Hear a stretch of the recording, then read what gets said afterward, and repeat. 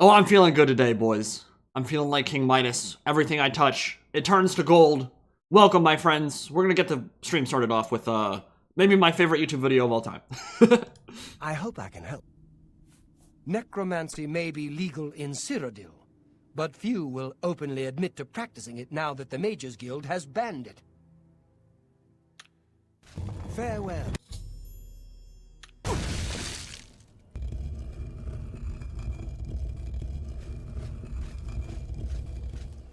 May you rest in peace. It gets me every time, dude. It gets me every time. If you've never checked out Bacon's channel before, please do. If you've ever played Morrowind, Oblivion, any of those games, Skyrim, he has... I don't know if he goes out of his way to just have ridiculous scenarios arise, or if it's all just completely natural, if he somehow sets it up. I'm not sure how he does it, but amazing, amazing videos. But today, we're playing Total War Warhammer 2. We'll be switching into the game right now, and we'll be playing a bunch of free-for-alls and quite a few Trials of Tzeentch games as well. So, I'm going to host one right now. We'll get things popping off here in a second. If you want to play, feel free to join. They'll all be passworded games, and I'll give you the info to get in as soon as I'm ready to do so. Give me 1 second here, and then we'll get things popping off.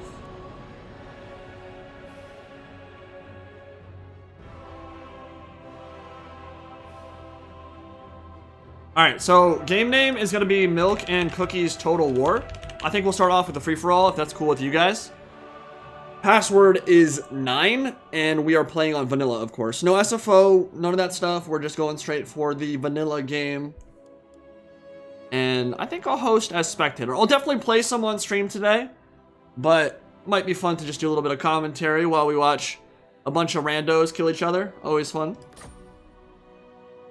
So milkandcookiesTW, password is 9. And if you cannot see the lobby, it means you are not on the right server. All you have to do is boot up the Steam overlay, click Steam in the top left, go down to settings, go down to your Steam server location and change it to Washington, D.C., US East. That's all you have to do. And then restart your game and Steam.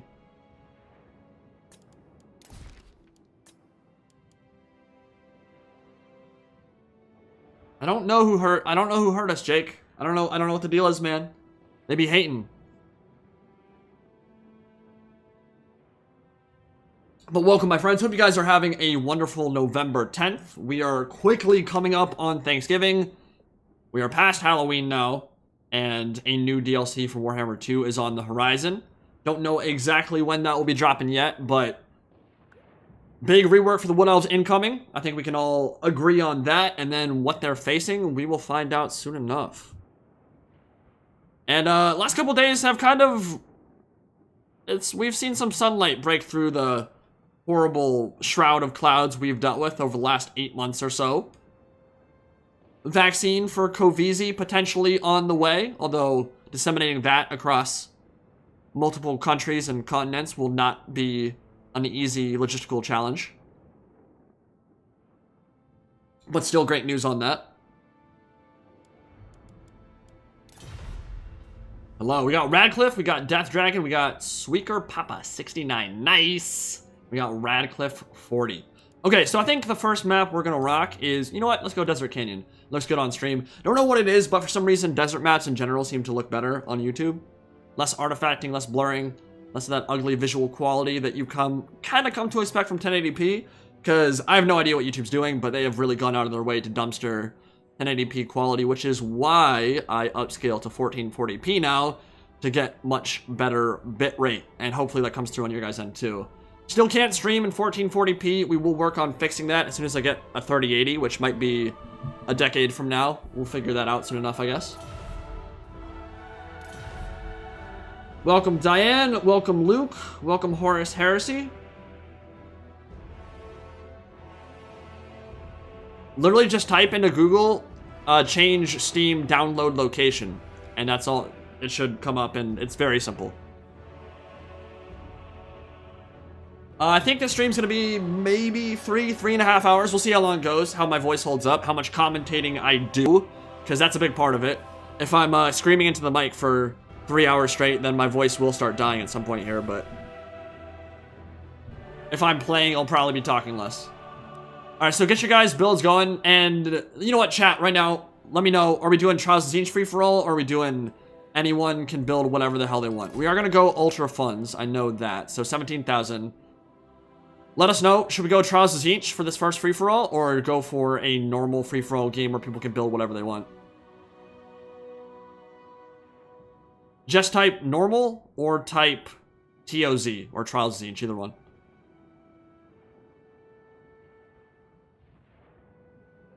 Helmet Ghost! Yeah, I mean, dude could definitely use an update. He shouldn't be in the goddamn game. Pisses me off, still pisses me off. Tzeentch, to a lesser extent, but I mean, for a free LC, I get it, but man, Gorst needs, well, I don't know that he needs Levin. Honestly, I think he deserves to just be deleted. TOZ, I'm seeing a lot of trials. I think people want the trials. Okay, we're going trials.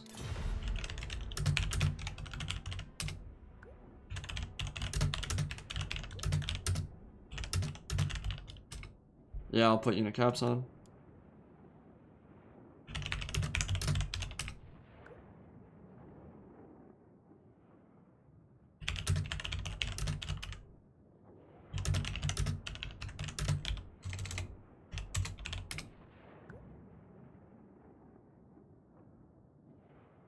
Okay, so at the moment, it's looking like we got Lizardmen, Dwarfs, Skaven, and Norska. Now, free-for-all, obviously a very different kind of approach to combat than a 1v1. There are a lot of factions that are actually not particularly amazing in 1v1 scenarios. They have a lot of bad matchups, but perform much better in free-for-alls. I would say Dwarfs kind of fall into that category. We talked about it yesterday, actually. Dawi having probably the largest suite of good and bad matchups, both sides of the aisle. They have some real, they just dominate, like Vampire Coast, for instance. They dominate Wood Elves. They also get wrecked by Skaven. They get wrecked by High Elves. None of that really matters as much in free-for-all because of the way combat works and the way you get points. And very easy for the Dawi to kind of sit back and just shoot you to death with cannons and rack up a lot of points that way. Oh, okay.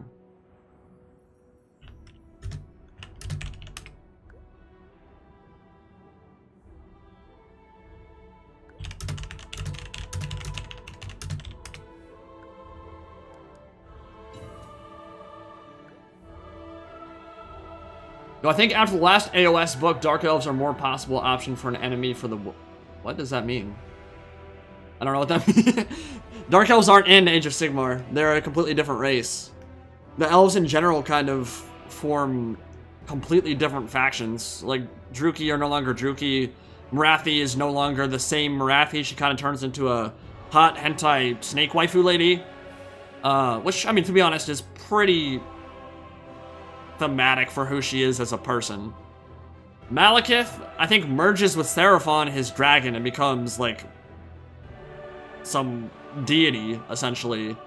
Tyrion goes blind, techless, forges an entirely new race of sea people, essentially Naga.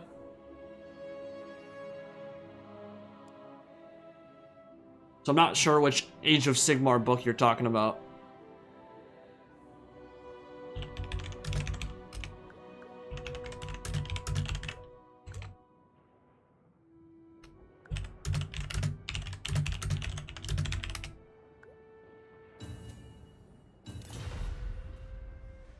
From Snack, warm hello from the Dwarf Army of Switzerland. Keep on digging. Dude, I was talking with Italian Spartacus last night about Switzerland, and literally every single picture I've ever seen of it is from some, like, idyllic mountainside village, just overlooking gorgeous green pastures,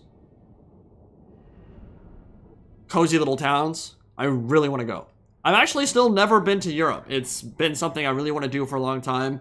Obviously, this whole global issue we got going on right now has kind of put a damper on my plans, but I would love to, man. Cortland with the $50. Been a while, Andy. Glad to see you streaming. Hopefully I can get in one today. You are still the best content on YouTube. That is very high praise, my friend. Thank you so much for the support and for the kind words. I really, really appreciate it, man.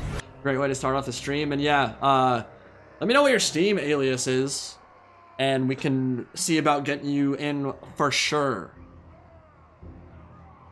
I think we're gonna have a lot of fun games on stream today. Obviously, guys, if you have any internet issues, if your computer is a potato, not trying to be a hater, but just for the sake of having fun on stream and not lagging our balls off, it's probably ideal that if you have a rough internet or computer situation, you don't join. I'm not trying to exclude anybody, but ultimately, this is for the viewers, and you get to play with you guys, and if we're tripping balls and not able to actually get the games in because it's lagging so bad, then that will be a problem for sure. Okay, we got some hilarious builds already. Oh my god. This is not a unit. I mean, I imagine a lot of you guys have not even seen this one before. It's the Iceforge Legion. This is a Hell Cannon battery that, well, it's 3 Hell Cannons for the price of 1. These aren't just your run-of-the-mill demonic dildo cannons. Not just your average pulsating pleasure cannons. They're quite a bit angrier. They're Cornate Blessed. I don't know why he's going for the ice theme. That's never really been his thing. He's more about flame and brick and mortar, but, you know, whatever Korn wants to go for, I guess. This thing does a lot of damage. It's a scary, scary option in any multiplayer scenario, but especially in free-for-all. If you don't shut it down, that thing's gonna rack up a lot of points. If you kill it, it'll also rack up a lot of points for you, though, so a lot of people might be gunning for Norska here for Sweaker Papa 69. Very nice. We got a Marauder Chieftain on foot, which is hilarious. I have actually never seen that in my long time playing this game. I don't think I have ever seen someone rock a Marauder Chieftain dismounted. That's just a poor little boy who doesn't do anything. I mean, look at the stat line. Look at what he offers. There's no utility. There's nothing. But that's what you get when Tzeentch decides to curse you with uselessness. Miststalkers, Fimir Warriors, bunch of Roots of the Hound.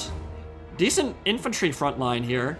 Norskin Ice Wolves will also be good versus Skaven. A little bit of mobility. Back here we have Khorne 45 playing against the Cornate Hell Cannon Battery. Plague Monk Sensor Bears, the Avalanche Mortars. I love their animation, it's such a cool looking unit. They got the LEDs going on right now. Looking quite smexual over here. The Who Guard, what's up, my dude? Love your content. Thank you so much, man. Much appreciated. It means Sugar Daddy. Okay, we'll call him Sugar Daddy then. Sweaker, yeah, that makes sense. I don't know what language that is, but I feel like I've heard that word before. I'm probably also butchering the pronunciation, but whatever. We got Warp Fire Throwers, Storm Vermin Halberds. Honestly, this is a damn good army. What the hell? Are we sure? Are we sure this is autogen? Let me see the Lord pick. That'll tell us. Master Assassin. Looks like he has everything. Wow. We got a really, really good build if this is actually Trials of Tzeentch.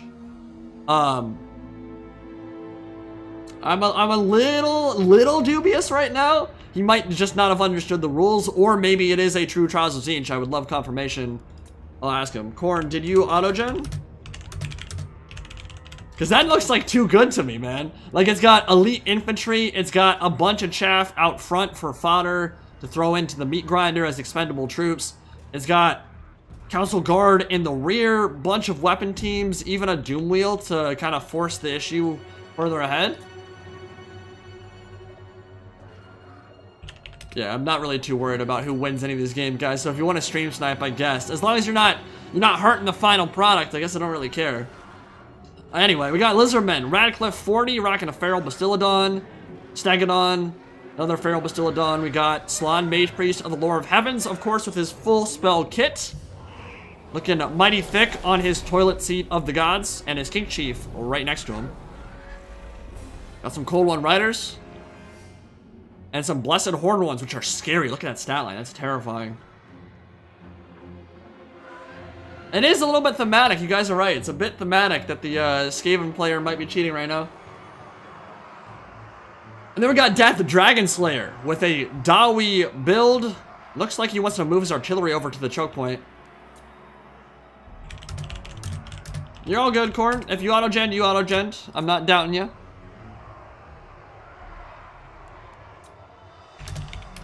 Iron Drakes, looks like some organ guns, which are super good in free-for-all as well. If you can keep them online, they will rack up an absurd amount of points for you. Got some cannons, more Iron Drakes, Hammerers, and kind of elite infantry corps right now, which you don't see too often with the Dawi anymore, but of course in Trials of Tzeentch, anything can happen. Generally, you will see them spam low-tier numbers, which is not my favorite thing in the world, simply because it kind of goes against what the Dawi are all about, kind of being a dying race on the threshold of extinction. It would be better to see more of these elite-tier hammer and ironbreaker builds, but that is what he's rocking right now.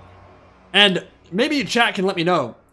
I don't know what the deal is, but for the last week or so, every time I wake up, my chest feels like it's filled with air, and I like can't get it all out, and it feels like bloating, but it's in my chest, not in my stomach. Like I need to burp, but I can't burp. I don't know if it's like heartburn or what the hell is going on, but Pepto-Bismol and Gas X and a few other things haven't really helped, and it's really pissing me off, and I want it to be done. So, I don't know, maybe I need to go to the doctor, maybe I'm about to die. If I die on stream, it's been a pleasure knowing each and every one of you. Thank you for the support. But yeah, it's really weird. Like, I'll hit my chest and try to burp, and it just... Occasionally I'll burp a little bit, but it won't actually help. That much. Alright, so as the game starts, we've got Marauder Ice Wolf Chariots, Norscan Ice Wolves moving into the choke point, Miners holding that for now, and looks like some Gunner Runners, Vanguard deployed in the back of the map. Might not be a super safe location for them. Yeah, I've got the Rona, boys. I've got the pneumonias. Looks like we have some very angry chameleon skinks charging into melee, about to get burned apart by an Iron Drake volley, and now blasting charges coming in. Now they have missile resist, so they'll actually 40% missile resist actually, so they'll tank that quite a bit better than most lightly armored infantry in the game, but still, that is quite the ballsy strat, and yet it's almost working. He almost got the organ gun crew killed off. And that's a worthy trade for sure. Chameleon skinks for an organ gun crew. That's always going to be worth it if you can actually shut it down. Gunner Runners will die to the Norscan Ice Wolves over on this side.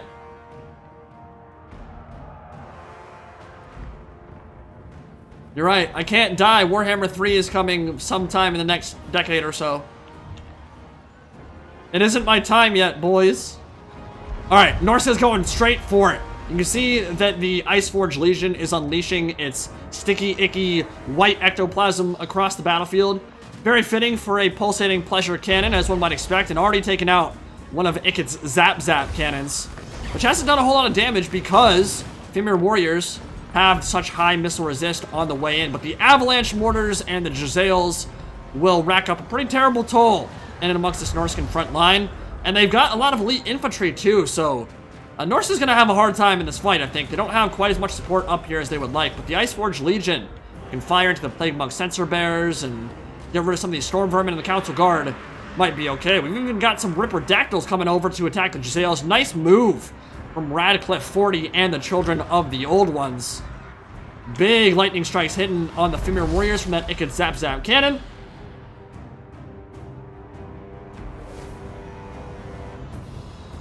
A Bat Cow, literally just Google how to change Steam server download location. Just Google that and you will be good to go.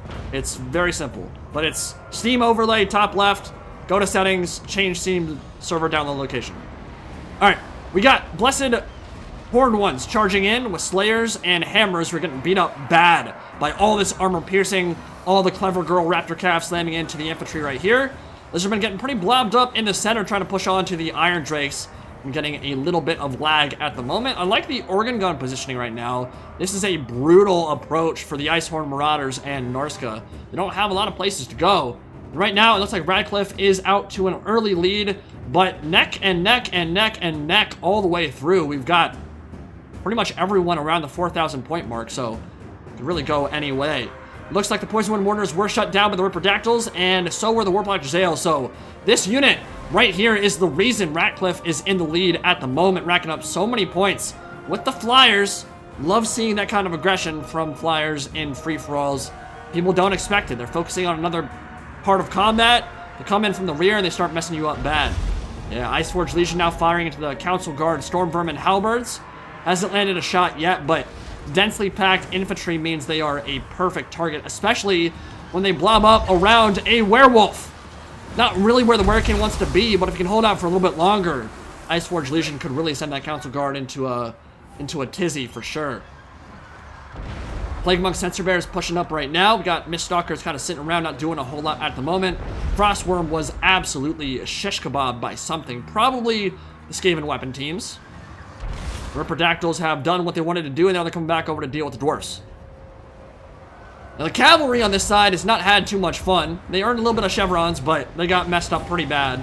And that's a very expensive unit to only get 33 kills on. Oh, yeah, sorry. It's Washington, D.C., U.S. East. We got Stegadon coming in on the Iron Drakes, and the cannons are firing into that. That'll rack up some huge points for the dwarfs, and actually they're leading right now up to 9,500. 9,000 for the Lizardmen, and a big chain lightning coming down from the Slan Mage of the Heavens, Lore of Magic. Iron Breakers fully surrounding the Feral Bastillodon and the Dino Core in the center here, but obviously the Iron Drakes would need to retreat. And I think with the Ripperdactyls coming in, Lizardmen might have enough impetus to push through, but they've got to shut down those two units. Those Iron Drakes will really mess up their infantry, and in fact, they're actually pretty good against single entities now too, with the change to explosive damage. So Iron Drakes are not a bad unit at all. Looks like the Wheels of Doom made its way into the Iceforge Legion, and if it doesn't get any help, we'll be able to finish this unit off. There are some Marauder Hunters with throwing axes nearby, and they're quite good for killing single entities. Sugar Daddy is in a lock it out, drag it out fight with the Skaven, and it's looking like Skaven will win, but a lot of Thagaraki friendly fire raining down from the heavens. And you might not lose points when you friendly fire, but it does make it harder to win still. Very thematic for the Ratmen of the Underway, and they are destroying everything in that blob, including their own troops, which is always fun. Up to 74 kills right now. Master Assassin is obstructed, cannot fire at the moment.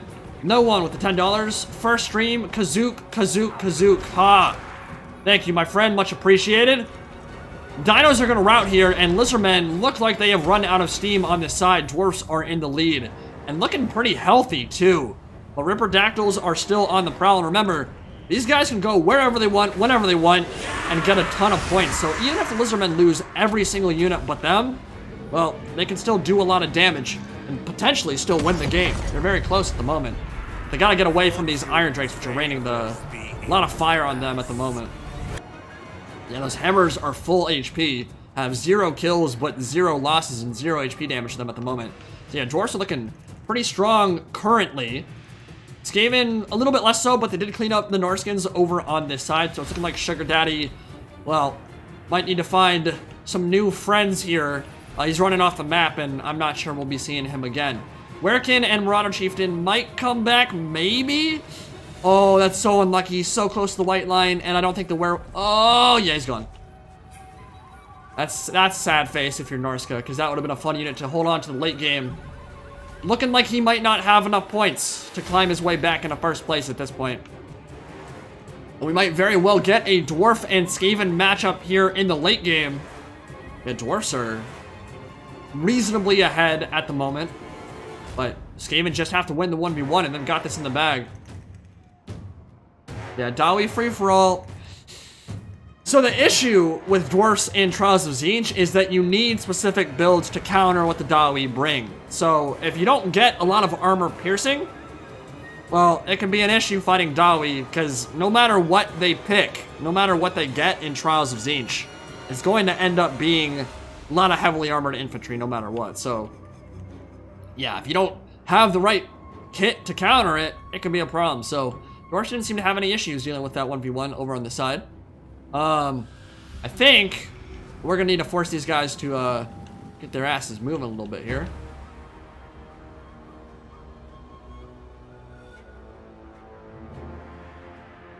Yeah, I don't think anybody wants to watch them corner camp, so we'll give it maybe one more minute, and then we'll start sending in chat, telling them to get their asses moving.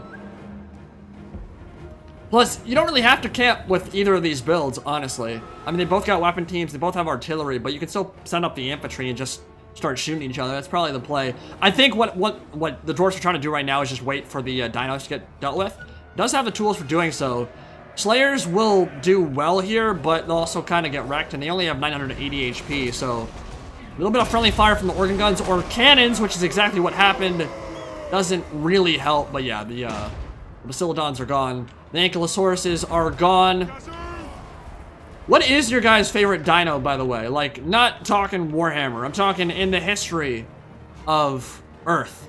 What is your favorite dinosaur? I remember when I was like in 4th grade, there was a dinosaur called Micropachycephalosaurus. I think a lot of you guys know Pachycephalosaurus. They're the, well, there's one in Fallen Kingdom. It's the, or similar kind of dino. It's the ones with the really powerful domed head that they use to butt people, kind of like rams. Micropachycephalosaurus. I learned how to spell that when I was in like 4th grade, and I told everybody how to spell it. That's a pretty cool dino. Has like 27 letters in it. I think it's actually longer than Supercalifragilisticexpialidocious. Or similar length and letters, I believe. Not my favorite dino, though. I'm trying to think, actually, what is my favorite dinosaur? A lot of cool ones to choose from, man. I think dinos are awesome. I had like I adored them growing up, and then kind of dropped off and didn't care about them as much growing up, but like looking back on it, like that's a pretty cool hobby to have. I actually wanted to be a paleontologist when I was growing up for a while there. I mean, I quickly realized like that actually might be kind of boring, but for any of you paleontologists in chat right now, do you like the job? Do you enjoy it? There's a lot of cool stuff with it, man. Brontosaurus, yeah. Baryonyx. Baryonyx is really cool. That's also in Fallen Kingdom.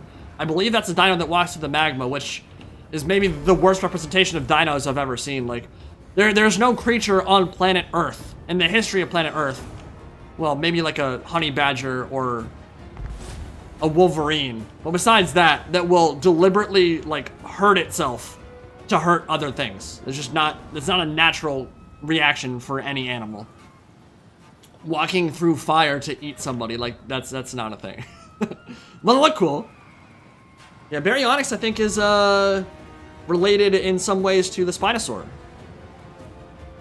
They're both kind of like crocodilian style, long snouts meant to hunt fish and stuff in large rivers. Pretty cool dino.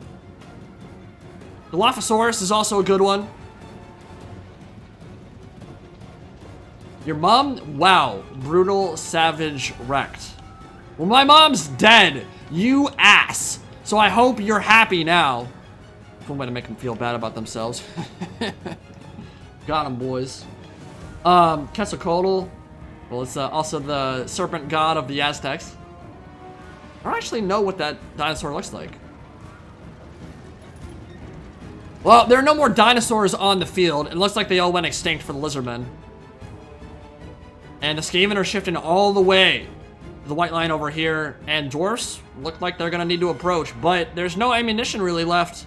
Except for some warp fire throwers, so.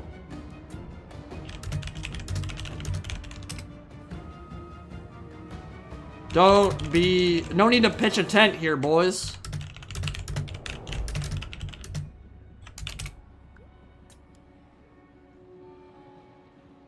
Alright, we got Storm Vermin Halberds, Plague Monk Censer Bearers, Blight Scabs Plague Pack, Avalanche Mortars with no ammunition, so there's not a whole lot left they can do.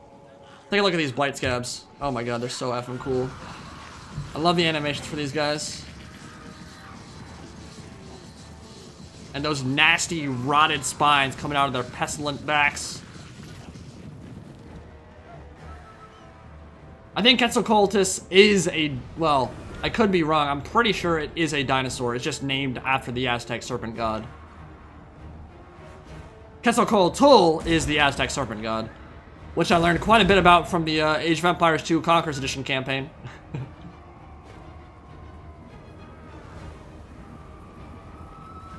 Alright, we got Ironbreakers pushing forward.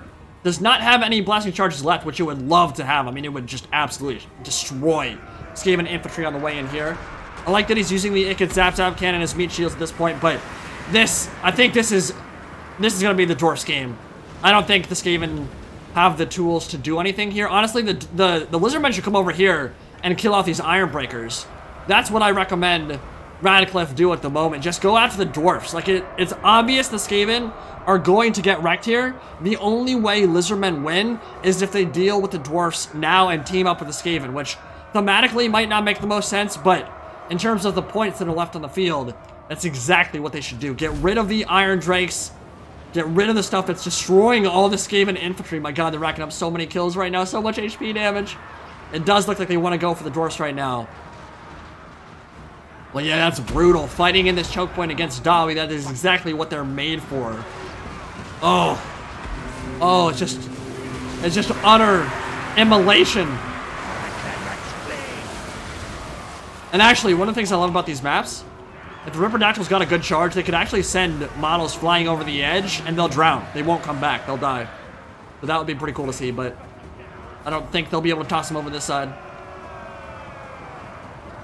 Oh yeah, Quetzalcoatlus is that's the pterodactyl that's like gigantic, right? That's the one that's just absolutely stupidly huge. They could like eat a person easily if it wanted to. Yeah, I actually read about that thing the other day.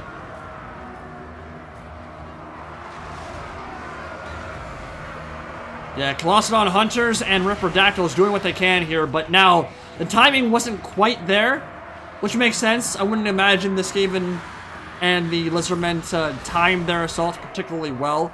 They're not used to aligning with each other.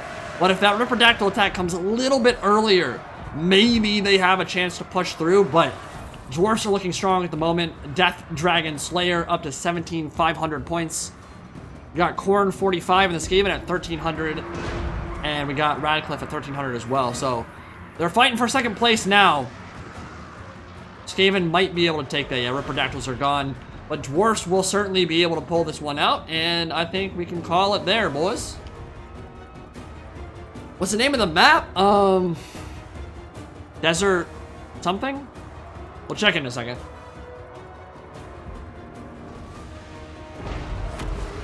I think it's bigger than 20-foot wingspan, man. A 20-foot wingspan, like there were eagles in like the Neolithic age that would like eat people that had 20-foot wingspans. I'm pretty sure that that was quite a bit larger. I think it was closer to like 40 or 50 feet, if I'm remembering correctly. I could totally be wrong. Warp fire throwers are still burning a lot of this stuff, but remember they deal magic damage and flame damage, which does literally nothing to Iron Drake. So they will also get burnt to cinder, and that will be the end of the game. Well played, Death Dragon Slayer and the Dawi, showing the dwarf's ascendancy in free-for-all. No surprise there.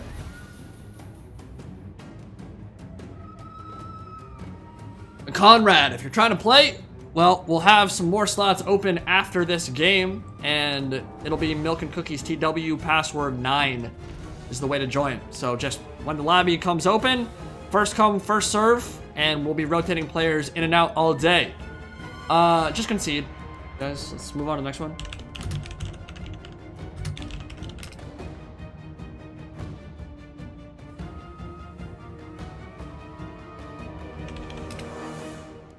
That was an interesting one. I mean, dwarfs, I think we all agree, aren't the most exciting free-for-all faction in the game.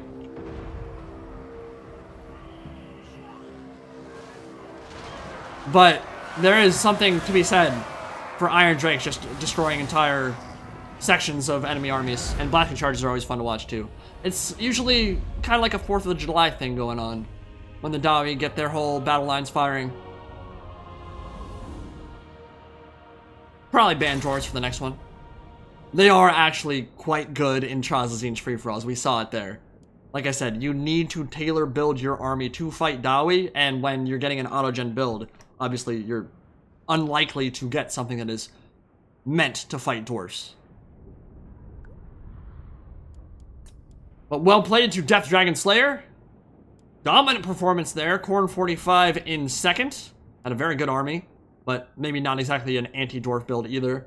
Radcliffe 40 in third, and Sugar Daddy 69 coming in fourth place. Well played to all there, and we'll move on to some new players. GG.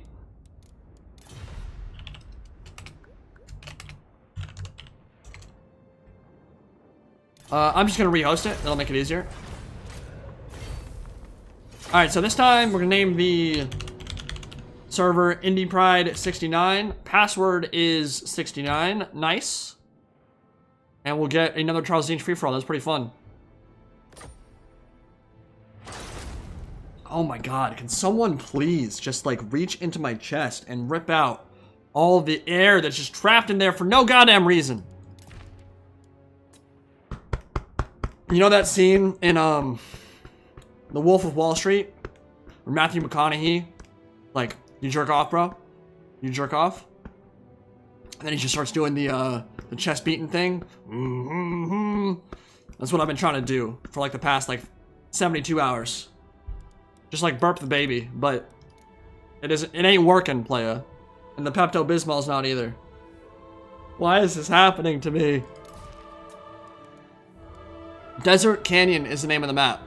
Alright, so we got art loots, we got... Oh, well, you know what? I guess I'm gonna play in this one. I actually meant to host a spectator, but I'll play in it. We got Kenku Bow, Totally Not Hacking, and art loots. And I think we'll go for a classic, The Lost Temple. Probably the best free-for-all map in the game.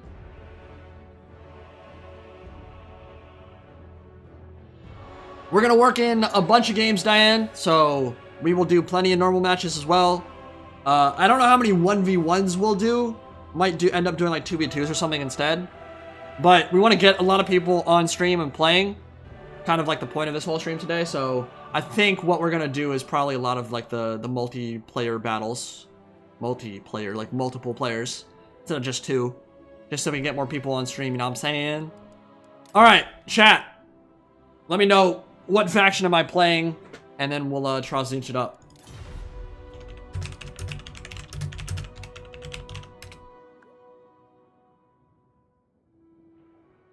You joined the lobby and everyone left.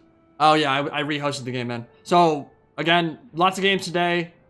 So if you are sad you didn't make it in yet, just realize that there are a bunch of people also trying to get in, and we will get all of you in if we can. I mean, that's realistically probably not going to happen, but a bunch of you should be able to. Yeah, autogen, indeed. What faction do you want, guys?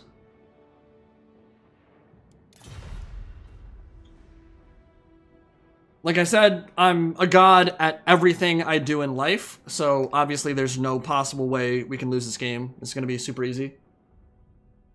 A lot of Empire, a lot of Skaven, a lot of vampires. Undead. I'm actually seeing a lot of vampire counts.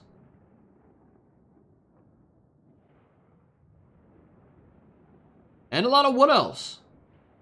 Guys, I think you're going to get your handful of wood elves pretty soon here. I imagine there are going to be a lot of multiplayer games with them in it, so. Romaine, hey, I'm an, let me go back up. Chat's moving too fast. Your nurse could possibly help. Do you feel like it's hard to breathe? Pleural effusion.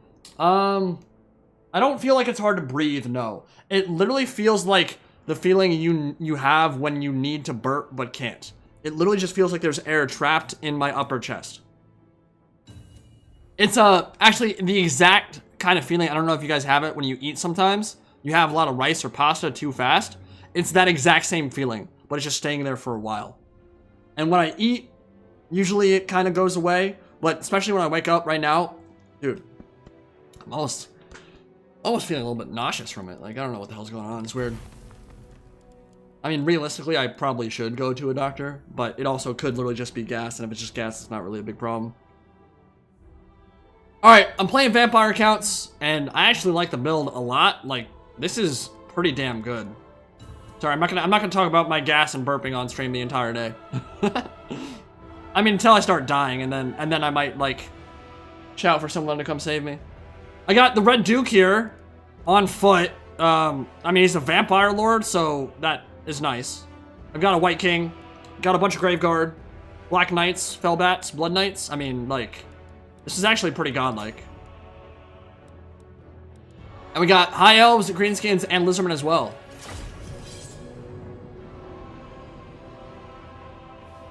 Your uncle died of having a lot of air in his chest?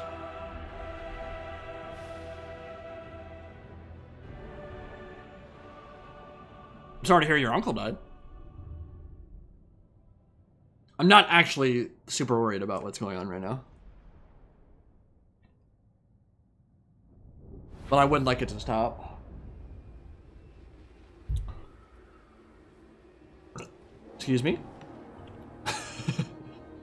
Literally just gonna be making like little gurgle sounds the entire day. Okay, so game plan here is pretty simple. We're gonna push forward in an implacable wall of death and force anyone trying to fight me to get blobbed up and maybe cast some Wind of Death to rack up them points real nice. Now, I don't have a Hellsteed or a Zombie Dragon, which would be really nice. I actually think Hellsteeds are not amazing in 1v1 scenarios, generally speaking, but in free-for-all, they're super good because they give you by far the fastest speed of any mount for a Vampire Lord. So being able to get from one side of the map to the other, to cast a Vortex out of nowhere, drop the steel chair on them, is always real nice. Just being able to scoot and shoot from combat to combat is super effective in free-for-alls.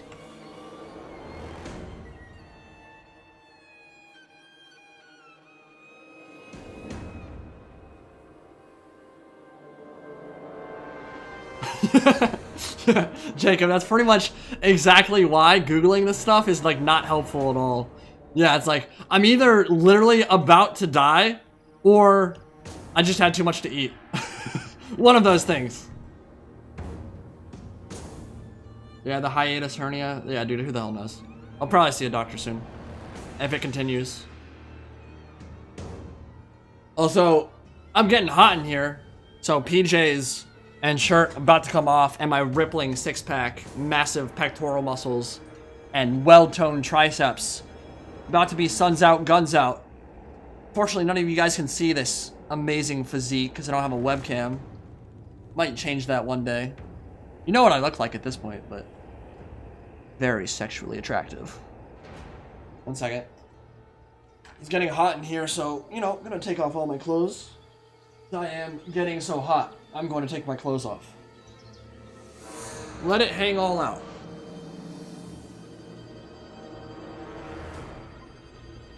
Alright, it's not looking too laggy. Animations are looking good on the Terrorgeist and Fellbats. Not looking too delayed, which is nice. What specs does my PC have? I have a 980 Ti from EVGA, I think. I've got a i9-9900KF as my processor. Nice motherboard with a new socket, which I had to get. Arif Carthage was super nice to me. He gave me a motherboard, which I was super thankful for. And then immediately when Three Kingdoms came out, I got a care package from Intel and Creative Assembly. It came with the i9-9900KF, and I was like, I can't use it because it has a new socket, which I hate. I hate how every single time a new processor comes out, new sockets are coming out, so you have to, like, buy a bunch of stuff you don't want to buy. But, yeah, I mean, I'm going to upgrade to a 3080 and to a 1440p monitor soon. I've said this on stream before, but I literally have a 1080p Insignia monitor from, like, 2010, and I still use it. I actually love it. It's really good. But my system can handle 1440p, especially once it gets a 3080 in it, so that needs to happen. And then I can actually upload in native resolution 1440p and stream in native resolution 1440p, which will be really nice.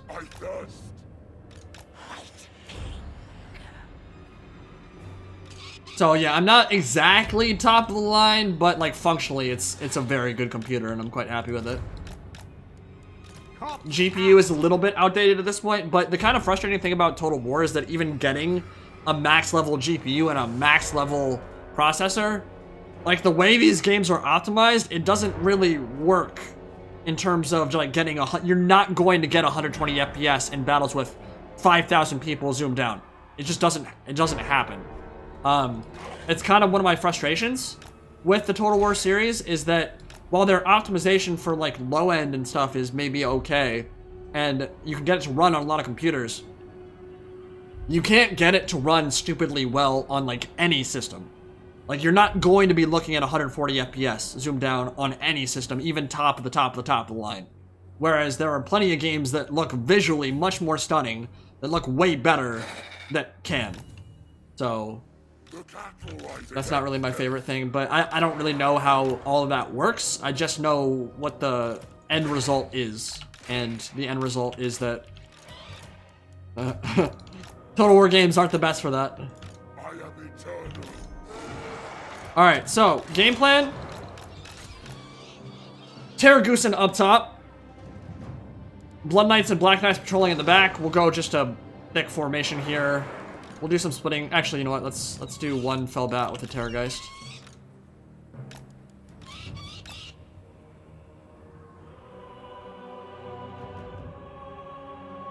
Yeah. Wait, do you actually have that setup, Ernesto? 2 GeForce 3800 with SLI? Still lags? I would hope no one is doing an SLI build for Total War, because I don't think it does anything. Alright, what are we looking at? I'm just gonna take the center.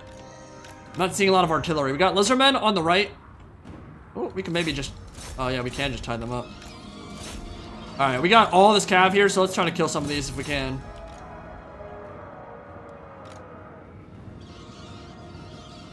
We'll grab the center with the infantry and the mortis engine. Try to put some pressure on them out on this side. Oh, you know what? I'm gonna cut off. Oh, you better start moving. He moved just in time. Well played, well played. Yeah, I mean, Fell Bats are getting wrecked, but I'm not really particularly worried about them. They don't give a lot of points. I just want to tie stuff down if I can. Oh, they're Ripperdactyls, okay. Let's pull all that back then.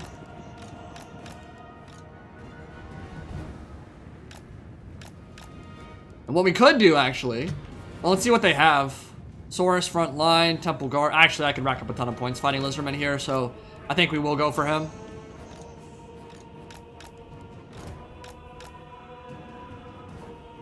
Yeah, from what I've heard, SLI is garbage, and most games don't even support it, so there's no real point in doing it.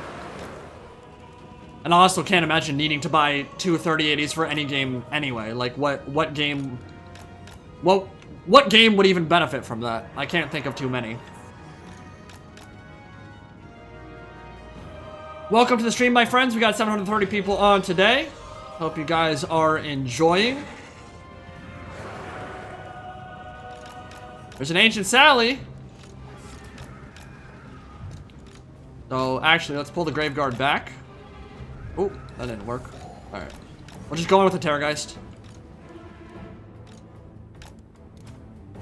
And actually, I can kind of just go up the center and get aggressive with the Blood Knights right now. And with the Vargulf. I'm checking mini-mount to make sure that I don't get flanked. Attacked from the rear. Mortis Engine should regen those Graveguard anyway. Come here, Ancient Sally. I want you dead.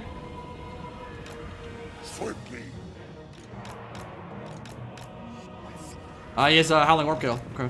Or not Howling Warpgale. Tempest. Not a problem. He doesn't have any way to actually capitalize on it.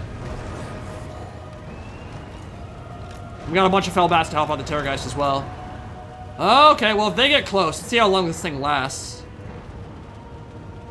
They might be able to jump in here. I'll definitely have to be cognizant of that. I'm gonna actually send the Fellbats out right now. I'll just let them die. Alright, we're good. Now I can pull them back. And I think we're actually just gonna get aggressive in the center here. Let the Blood Knights charge in. Got Invocation of the Hex and stuff for them, so I'm not too worried on that front. Let's send the Black Knights over to that side, kill this King Cohort off. Legion of Shockwell are coming up.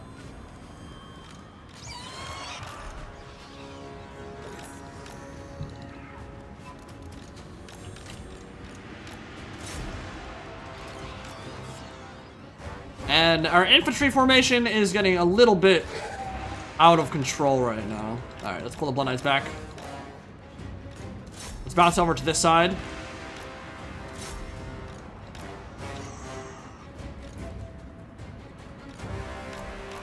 I don't know that his infantry is actually going to do particularly well in this matchup. I feel pretty confident how the infantry grind will go.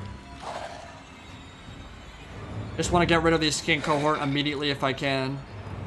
Temple Guard are coming over, so we'll pull them back. We'll send the Fellbats out to the flank.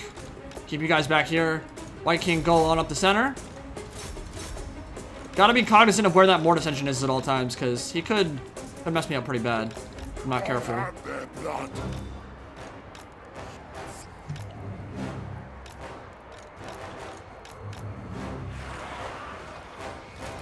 Alright, I'm gonna keep the Blood Knights right in the center, so when he lands with the Ripper-Dactyls, I'm ready to engage with them.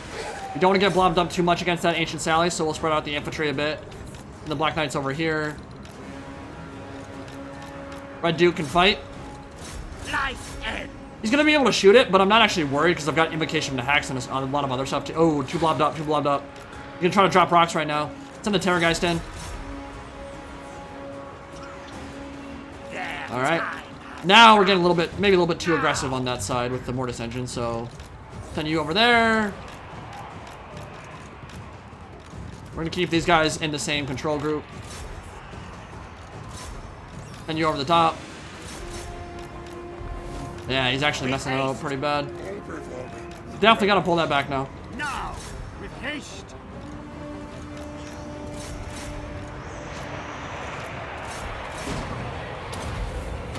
Woohoo! Alright, I'm gonna have to Invocation to hack this. And we'll keep the Mortis engine back.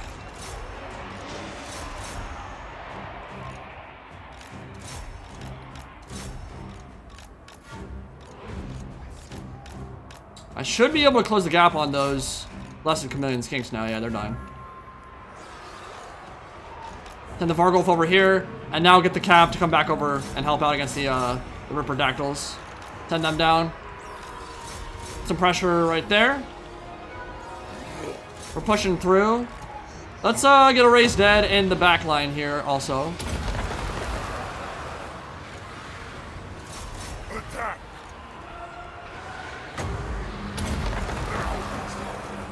Nice. And we can also Invocation to hack this in a second as well. Alright, let's pull you out quickly, quickly. We'll be able to dodge that pretty easy. Didn't do too much damage there. Terrorgeist is getting wrecked, so we're going to pull him back. Should not crumble out, but hard to know, because Terrorgeists do have pretty bad leadership sometimes. They're at 3 right now. Go back in. Red Duke and the Hero Corps is doing well.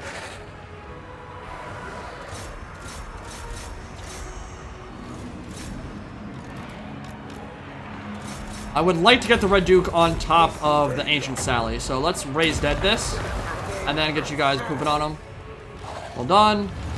Terrorgeist come over here, help deal with the Ripper-Dactyls. Should definitely be able to kill off those Rippers, I would think. Definitely don't want the Vargeist or Vargul fighting over on that side.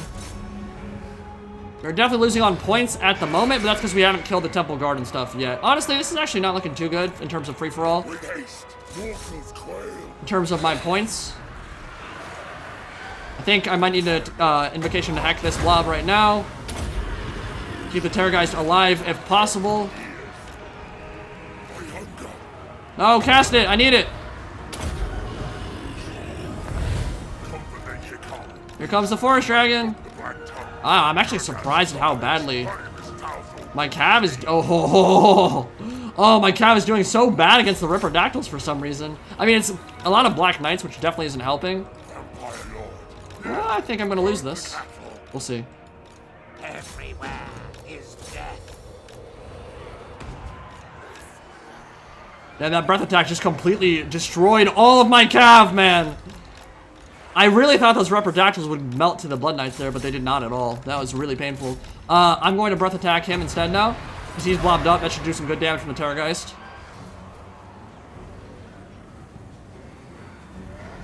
And the Blessed Temple Guard are brutal, too. Alright, we're still alive. Mortis Engine's still over here.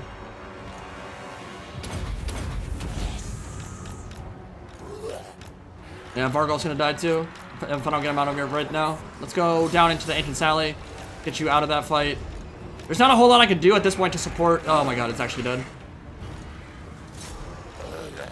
It's not gone well here, boys. Down there, Terrorgeist. Let's swarm you over to the Ripper-Dactyls.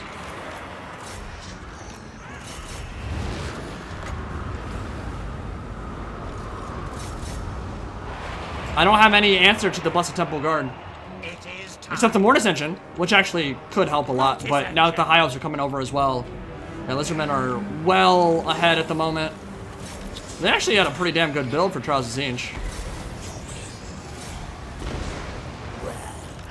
Now, an ancient power is Those rising. skinks messed me up pretty hard. Terrorgeist is still alive.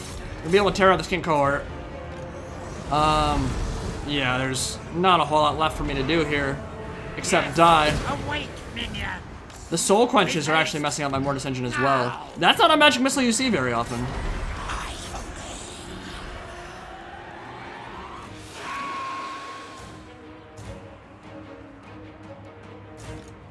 I honestly felt pretty confident about dealing with the Ripperdactyls there. But Blood Knight's got a clean charge into them, and I really dealt almost no damage. A lot of that had to do with the Bubble of No board save. Totally Not Hacking has played this pretty damn well, honestly. I went right in. I got a good engagement on the Ripperdactyl Riders, but the ward save kept them in the fight for a long time, and the Blessed Temple Guard rolled up on my cab from behind.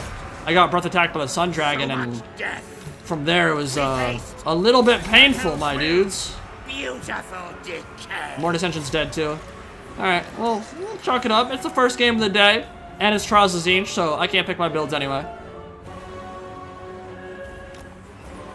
Obviously, he was hacking. That's the only way he could have possibly beaten me. I've not lost in Warhammer 2 since July of, or January of 2009, so there's obviously no way he could beat me legit. Way too good for that. Mortis engine. I actually barely did any damage to the Temple Guard too, man. Like, did not have enough AP there at all. They just wrecked me. The White King's gonna die to Saurus Spears. Feels weird. Is there any nice spells I could get off before this game's over?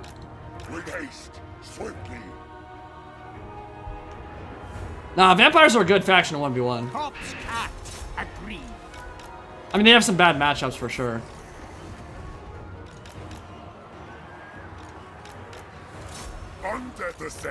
But that just came down to not having the tools to quickly get rid of the Ripperdactyls. Or the Blessed Temple Guard, which are, I mean, that's a scary stat line. 41 melee defense, 34 melee attack. Like, they have tanked everything. They're up to 133 kills, and they're still going strong. What's my regen cap looking like on the Terrorgeist? God, those skink chiefs have been so annoying. Just raise some zombies to help out, I guess.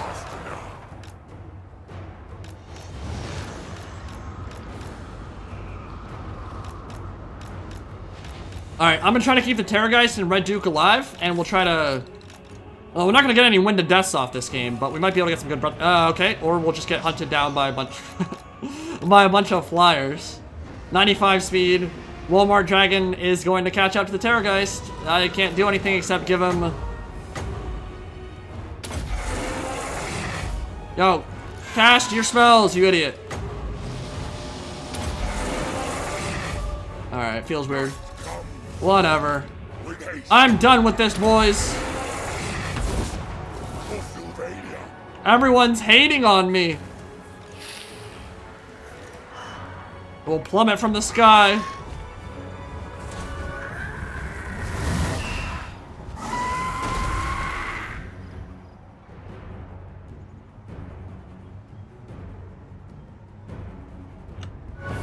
And it's looking like Lizardmen have a decent shot at this one. We'll see in a second here. Fortune favors the infamous. Thank you for the donation. We'll check that in a second. But first, we gotta commentate the game, boys. Alright, so Red Duke is still alive. Soon, I'm gonna get 30 wins of magic and overcast win to death of Blob, and I'm gonna win the game.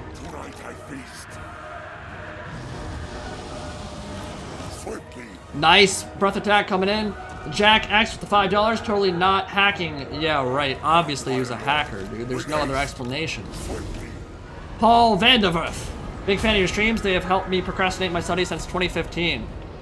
Kelly, you've been around that long, my dude. That was before Total War Warhammer 1 came out. Fortune favors the infamous. Thank you very much, guys. Much appreciated. Alright, so we got a big aerial duel going on.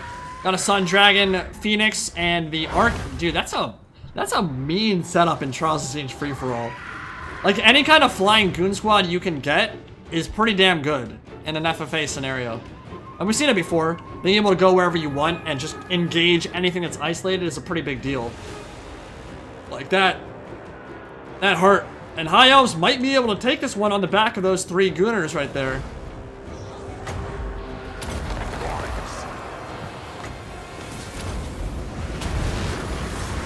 Fight me, you fat tub of lard.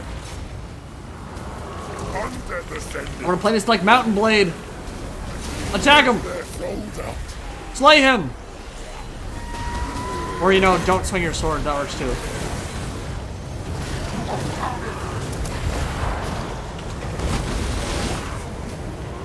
Now, I feel pretty confident when I can pick my army. I think I can do pretty decent in these free-for-alls, but I wouldn't even say my build right there was bad. It was honestly pretty decent.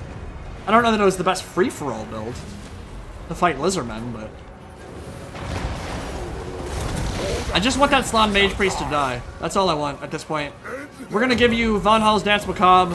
We're gonna get up to like 100 melee attack, and we're gonna beat the crap out of you. There we go, 500 damage right there. Keep doing that. Give me some points. Yes, I'm in 3rd place. I'm doing it. The comeback is on. Yeah, I don't know, man. Like, Call of Warhammer is super fun. I love it, but it loses its luster when you already have, like, all the content in it in-game. Like, the only thing we don't have in Call of Warhammer at this point is, or in Total War Warhammer that's in Call of Warhammer is, like, Ogre Kingdoms, Demons, and a few other stuff. So I do like it a lot, and I will occasionally go back to play it and do a stream like I did with that last stream, but generally speaking, like, Total War Warhammer is just a better experience at this point because it's actually meant for Warhammer. But I do love, I loved the Call of Warhammer time on the channel. It was so much fun. And I think it was a big reason why the channel blew up in the first place. Like, in the run-up to Warhammer 1, covering that mod, me, Maximus Decimus Meridius, and Gojira were like the people playing Call of Warhammer and giving it a multiplayer community, which is cool. My lord is dead. I am dead. We got a Vortex coming in from, oh, Ember Storm from the Arcane Phoenix. Not going to be great versus Blessed Temple Guard because they have pretty high armor.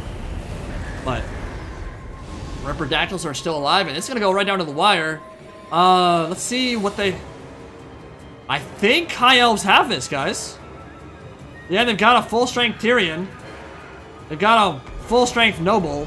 Sun Dragon, Arcane Phoenix. Like, yeah, I think Lizardmen, or High Elves are going to take this game.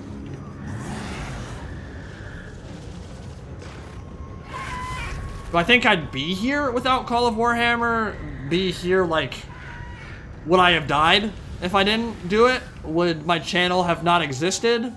Would I not be large and in charge? I don't know. I think it certainly helped the channel grow. There's no question about that. It kind of put me on the Warhammer map at the very least. I mean, we had... I don't know what we had before Total War Warhammer in terms of subs. Maybe like 20, 30,000? I can't remember, honestly. Warhammer 2 was when the channel, like, really took off.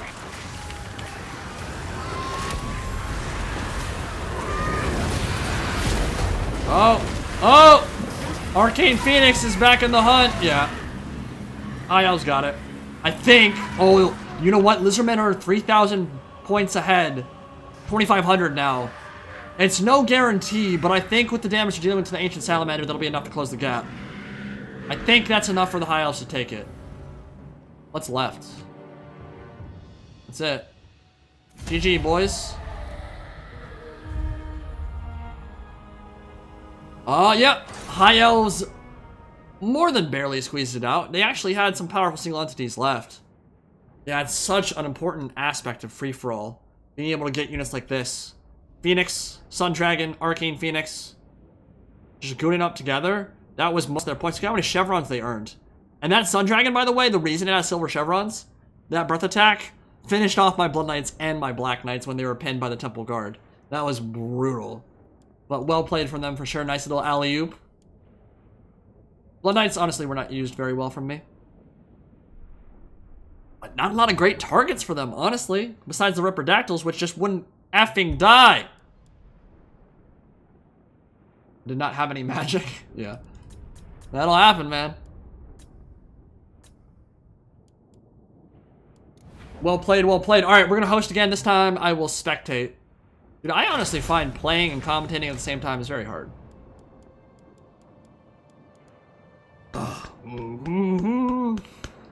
Matthew McConaughey.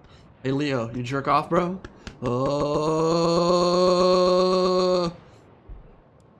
Alright.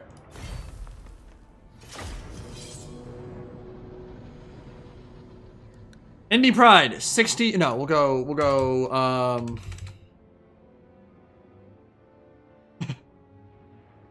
Trials of Tzeentch, I guess. Password will be 9. Game name is Trials of Tzeentch. I'm hosting a spectator. We'll probably do like one more free-for-all. Maybe not Trials of Tzeentch. No, let's do one more Trials of Tzeentch free-for-all, and then we'll leave it up to chat. See what you guys want to see next. If I played with Lord Lambert, I have no idea who that is, so no.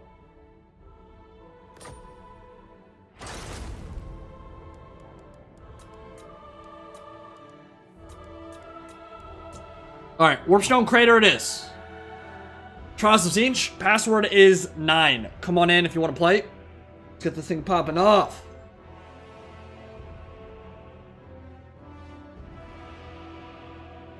We got Shadow of Nagaroth, Lashed God, Bat Cow, and Radcliffe. Sorry, Radcliffe, you've already played, my friend.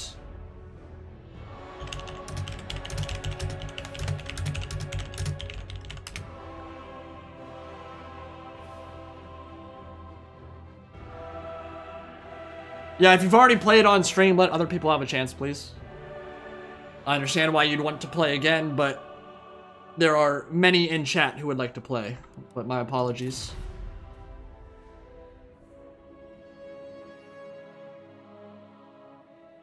Imagine losing on your own stream, ouch.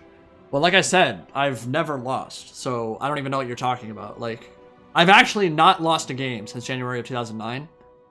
So, the fact that you'd even put that in my stream, like honestly, you're almost deserving of a ban for that. Like, no one saw what just happened because it didn't happen. I'm the best. Has there ever been a 3v3 tourney? I'm sure it's happened, but well, I know for a fact it happened a lot on Rum 2 and some of the older games. I don't know about Warhammer 2. I don't know personally of any, but the reason people usually don't go for like 2v2 and 3v3 tournaments is that when you're playing live and you have a bunch of people in a lobby, lag becomes a much larger factor, and I mean that's an issue because it makes the viewing experience a little bit worse. And obviously, it's not just the internet side of the lag, it's the fact that there's a lot more models and stuff happening on screen, so FPS drops, and it can sometimes be a worse experience. I feel like 3v3 is better for replays and that kind of thing, but I don't know, it could be fun if you get people who have actually good connections. Do a LAN party for it or something. Me, myself, and I. If you can't see the game pop up, that means you're not on the right Steam server location. Go to Steam, go to your Steam download location, and change your server to Washington, D.C., U.S. East. And you should be able to see it.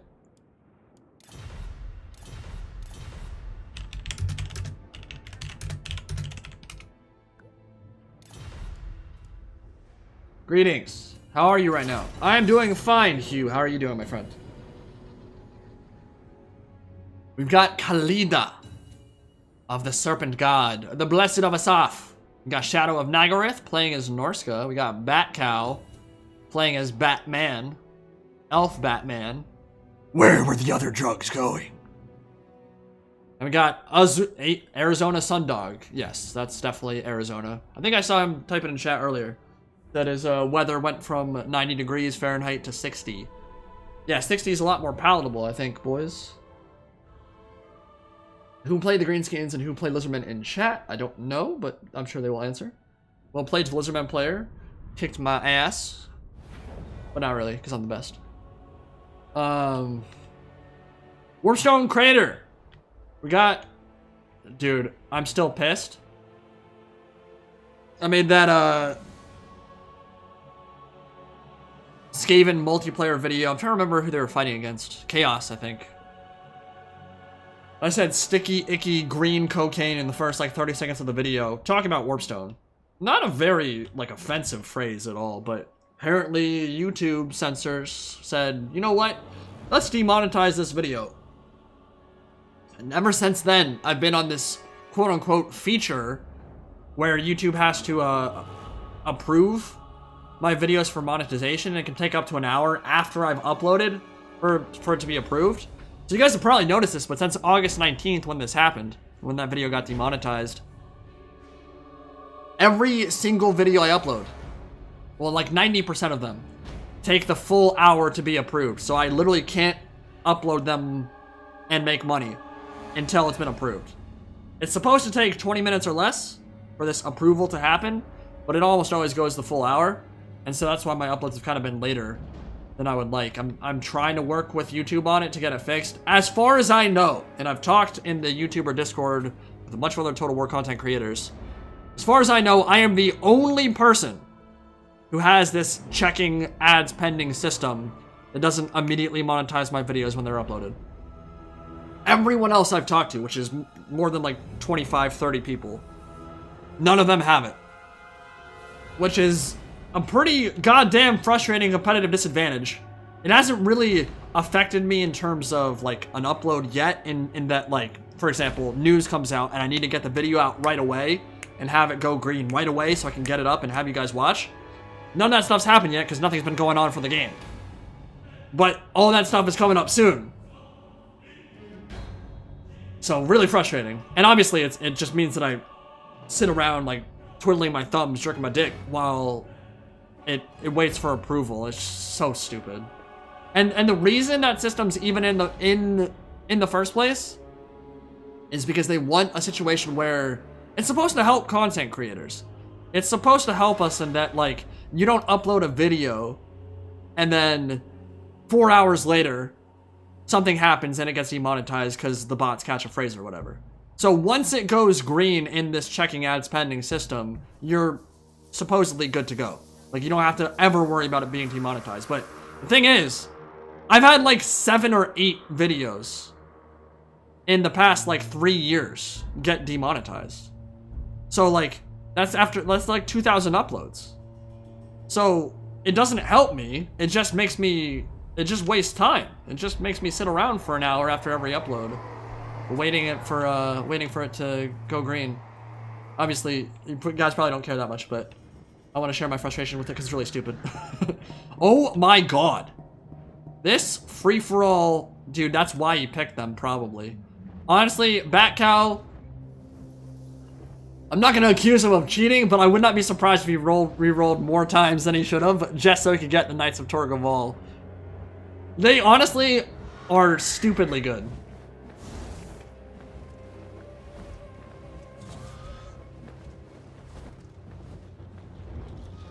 Yeah, well, Rapscallion, that's not really how monetization or ads work on YouTube. Were that it would, or would that it were, or whatever. I wish I could pick whatever ads I want to run, because if I could pick that, that means I'd make a lot more money. Yeah, it's not how ads work. YouTube chooses what ads play. I don't get to pick. Alright, so yeah, these guys are stupid good. Knights of Torgaval. They've got 11,500 HP, which is just ridiculous. I mean, it's like almost twice as much as a Star Dragon. Because they've got 3 entities and all of them have about as much HP as you'd expect from like a Lord. Like almost 4,000 health apiece. And 300 weapon strength each. So you literally, if you get all 3 of them gooning up on one thing, one monster, it's 900 weapon strength with a bunch of AP going their way. Backed up by a Walmart Dragon and the Omen of Azurian. Archmage of the Lore of Beasts. The Rahagra's Pride War Lions, some Silver Helms, White Lions, all that good stuff. The Archmages, I'm quite happy with the models they did for them. They're actually pretty effing cute. Like, they're waifu material for sure.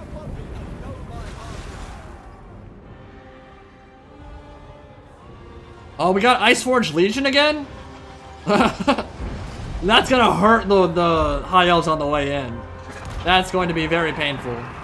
Pharaoh Manticore from Transformation of Kadon on the way. Wesley Chartran with the CA Canadian $5. Thanks for the stream, milkandcookiesTW. Been fun listening to the action while at work. Hope work is going well for you, my friend, and thank you for the donation. Much appreciated. Kalina on her Necro Serpent coming over. With a lot of Necro Knights and Skeleton Chariots and stuff. Looking like a legit build, honestly. Is that... Yeah, I think it is. Fortune favors the It's hard to know when people actually try to Tzeentch their builds or not. Sometimes it's not like from a malevolent place, but they'll do it and not actually like realize. Wait, whoa! I've never seen this before. That's weird. Look at the colors. They have almost the exact same color on the minimap. Well, at the moment, Greenskins, Broken Axe Tribe, and Tomb Kings aren't fighting, so should probably focus over here. Looking like the Norscan Ice Trolls just got wrecked by the Knights of Torgaval. No surprise there. Sun Dragon and the Omen of Azurian dealing with the Marauder Icefall Chariots in the back. DB with the 5. How's it going? Very well, my friend. How about you? Tomb Kings, yeah, they're in dangerous position. This could get them sandwiched pretty hard. favors the infinite. Nice little flame storm coming out from the... I don't know if that was from the Archmage? No, it was from the Norscan Figure Balefiend of the Lord of Fire. And looking like the Transformation of Kadan managed to land in amongst the Iceforge Legion, but didn't do too much damage there. US East, Washington, D.C. is the server.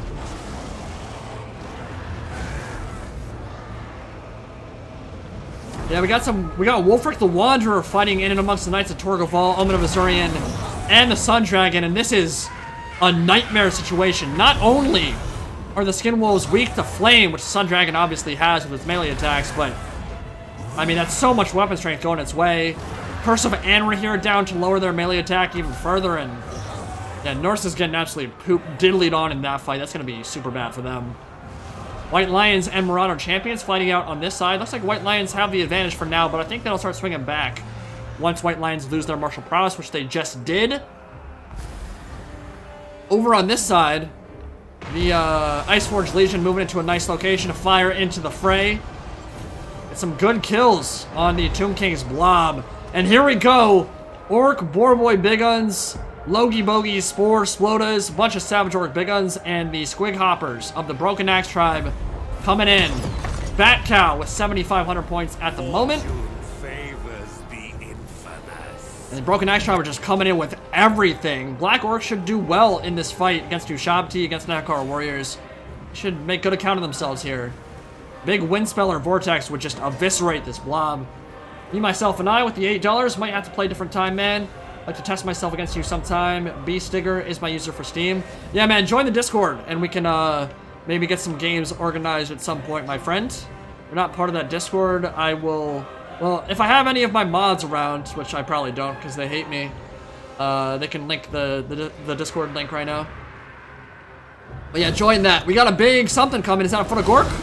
No, Flamestorm from the Fimir Balefiend, hitting a bunch of Greenskins and Tomb Kings, and that got him some nice points. He's well in the lead still, despite the Knights of Torgaval and Altharion the Grimm's faction jumping out well by killing Wolfric, or at least gooning him out pretty hard.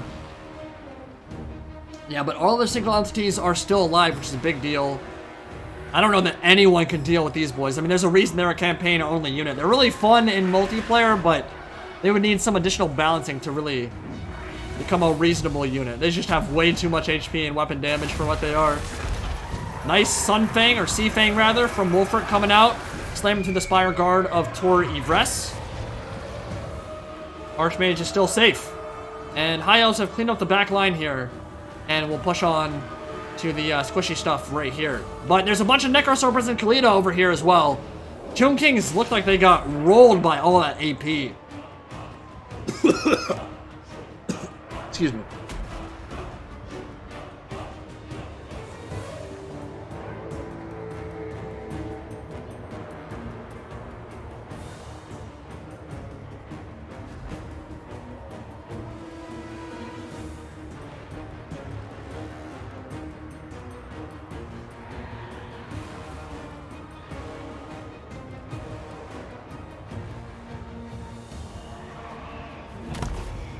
Jesus Christ, guys. I think I'm dying.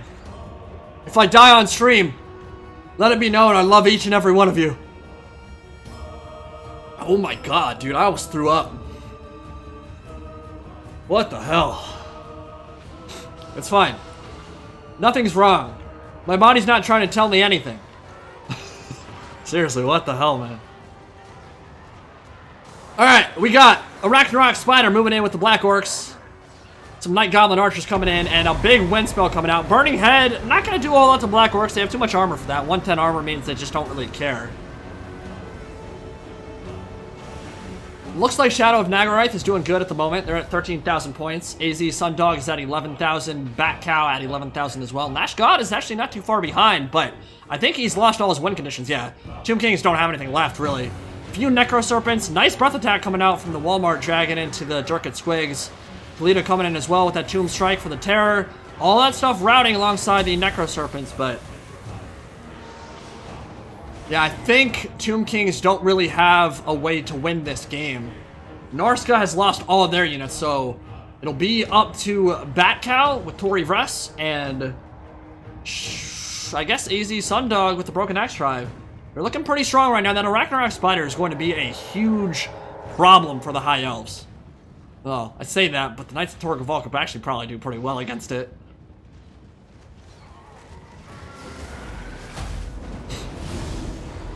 Alright. Necroserpent's coming in. Ember Storm coming down on the Night Goblin Archers. Nice little Arcane Phoenix play there, getting some good kills and a Terror route as well. Big monster blob. Yeah, and honestly, if you're the High Elves, this is the time you want to strike at the Ragnarok Spider to get that off the field, while it's fighting the Necroserpents and what remains of Norska with the Fimir Balefiend. Want those Knights of Torgaval over here right now. Big breath attack coming in. Oh god. Oh, Kalita. We hardly knew ye. Rest in pieces, sweet princess. Oh my lord, that was disgusting. She's gone. Broken Axe Tribe maybe a little bit blobbed at the moment, but honestly, making that HQ, that command center around the Ragnarok Spider, is probably the game plan for them, as long as they don't get breath attacked again. Goblin Big Boss, a little bit isolated at the moment. Knights of Torgaval are feasting up to 52 kills and a bunch of chevrons earned. They earn chevrons very easily.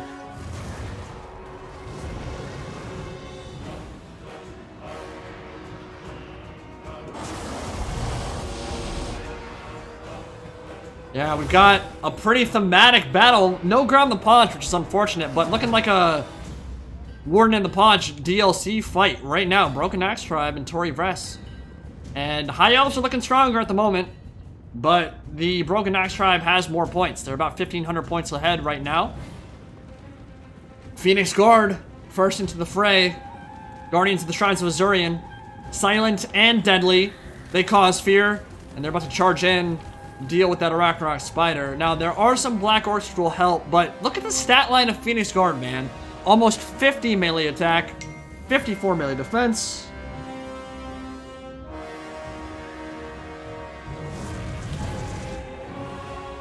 And we're going to deal with, looks like the Black Orcs are just going to come right in and deal with the Phoenix Guard right now. See if he's able to push through and kill them off. Gonna be pretty challenging for him, I think. I think the High Elves have a clear-cut advantage at the moment.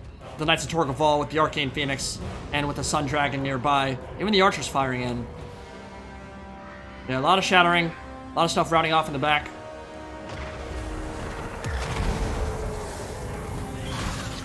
Black Orcs coming in with Wa. And when you've got 89 melee attack, yeah, you might be able to push through those halberds pretty simply. Some Spearmen are coming in to reinforce, and a rear charge from Knights of Torgaval, Sun Dragon, and the Phoenix. Probably going to prove to be too much. Only 1,000 points ahead now for Broken Axe Tribe. Yeah, here they come.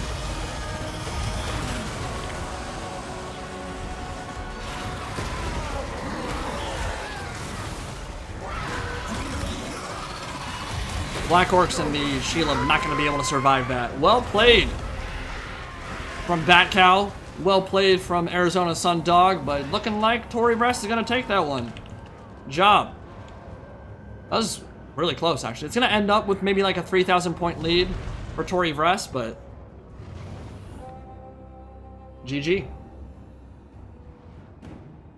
Yeah, man, that 300 weapon damage on each of the models is just so nasty. It's so hard to deal with. They're really not balanced for multiplayer in any way, shape, or form.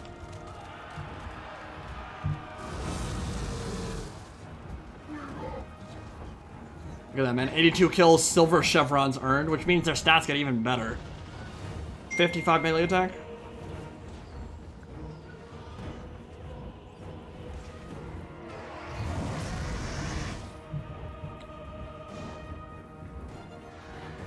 Apparently I was being too loud. We'll tone it down, boys. Alright. GG, my dudes. I think I'm gonna back out of this one real quick and just get a new one hosted. Looks like the Tomb Kings had a few units left there. But yeah, well played. That was a fun one. Alright, so what do you guys want to see? Do you want to see Trials of Tzeentch 1v1s? Do you want to see more free-for-alls? 2v2s, 3v3s? What do you want to see in stream? We can really do anything at the moment. Yeah, I just put it on silent. My bad.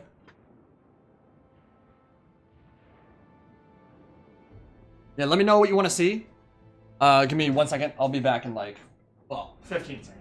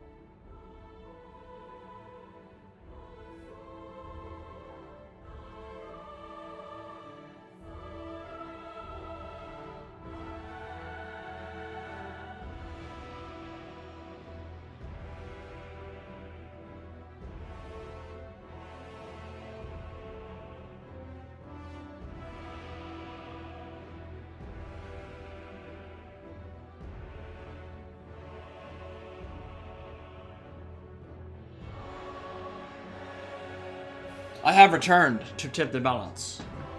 Seeing 3v3s, 2v2 Tzeentch. Any new games coming up, Indy?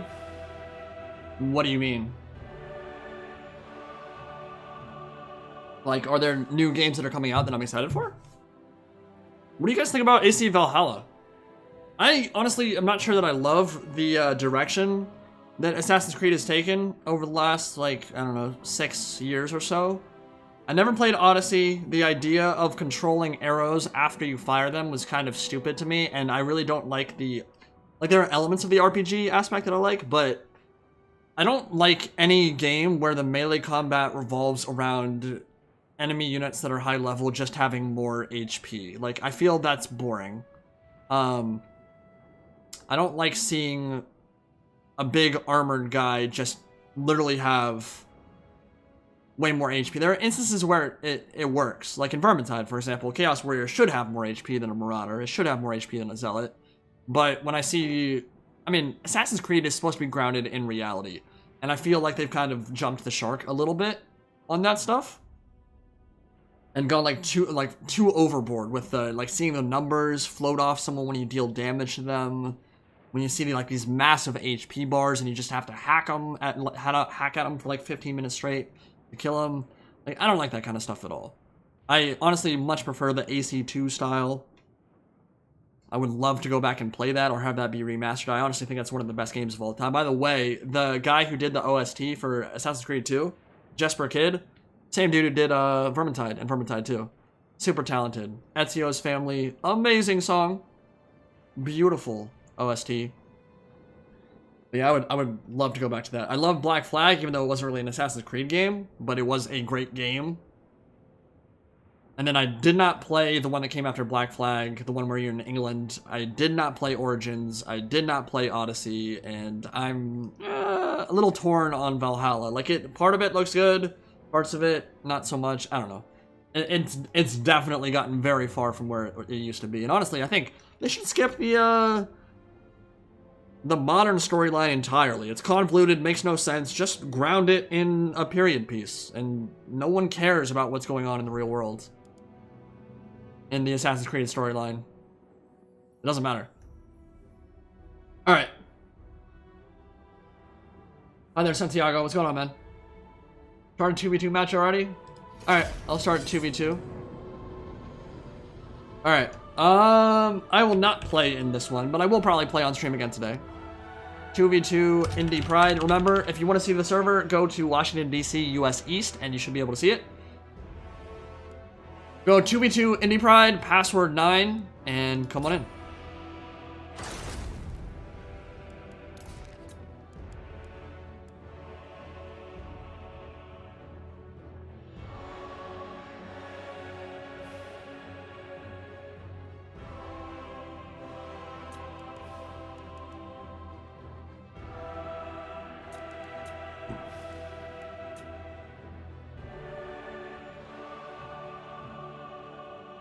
We are not doing sieges on stream. That is a guaranteed way to have very laggy and unentertaining battles.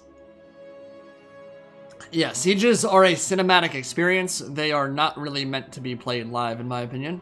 We lost somebody. He joined and left.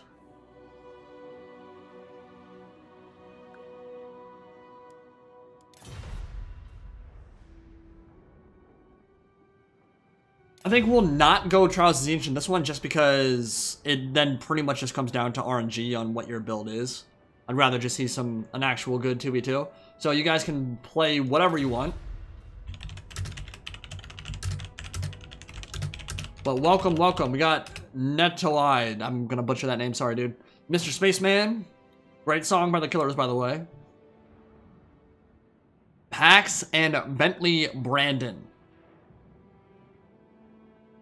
Siege equals unsubscribe, yeah. Oh, I wish they were so much easier to set up, guys. You have no idea. It's like herding cats trying to get an actual Siege replay going. Very difficult. I'm so bad. It's alright, man. We're doing it for fun.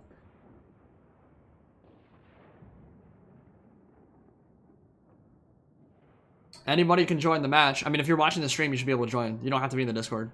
I have no way to vet if you're a Discord member or not, and frankly, I don't really care if people are in my Discord either. It's join it if you want to, don't if you don't. No skin off my back one way or the other. Oh, I'm sorry, Alpha 8.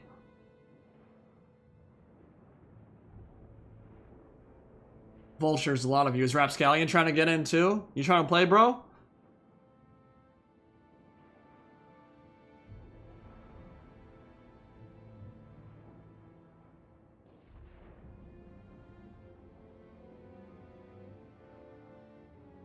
Erwin Rommel. Been watching since Shogun 2. Just started playing Warhammer 2 after 2,000 hours in Shogun. Keep it up, bro. Will do, my friend. Much appreciated.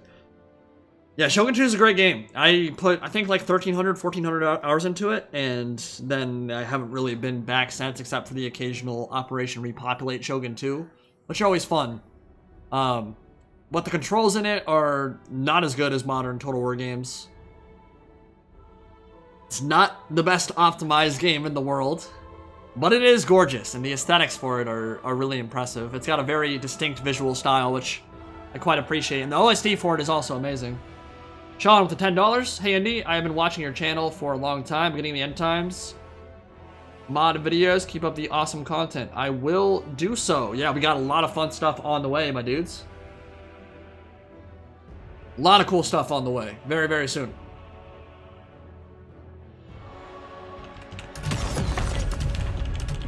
Thank you for the 10. Fortune favors the infamous.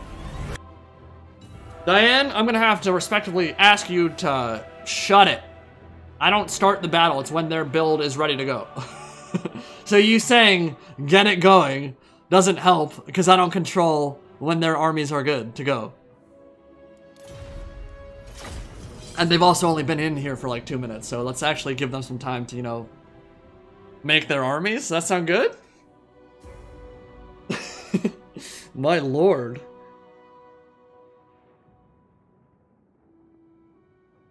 I am actually always curious when I see names like that, if that's like the moms YouTube account or if that's actually the account of the person who's watching the stream.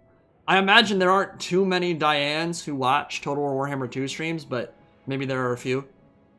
I do know for a fact there are at least like 3 or 4 girls that watch my channel. So, I mean, obviously like the ratio of male to female is very good here. Yeah, I don't think Warhammer really appeals to that many females. I mean, there are some for sure. There are people that enjoy it. But not a lot. Probably not a lot. Alright, we got Lizardmen, Empire, Vampire Counts, and the Chevalier de Lyon.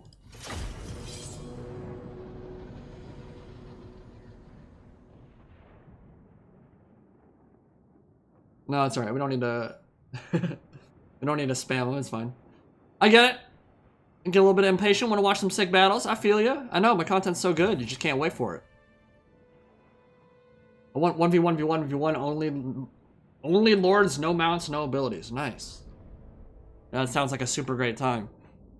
Yeah, if there were more like sync kills and animations like that, I'd be down for it, but unfortunately, it's not really how it goes. Nana's account, yeah. I kind of figured. Kind of figured.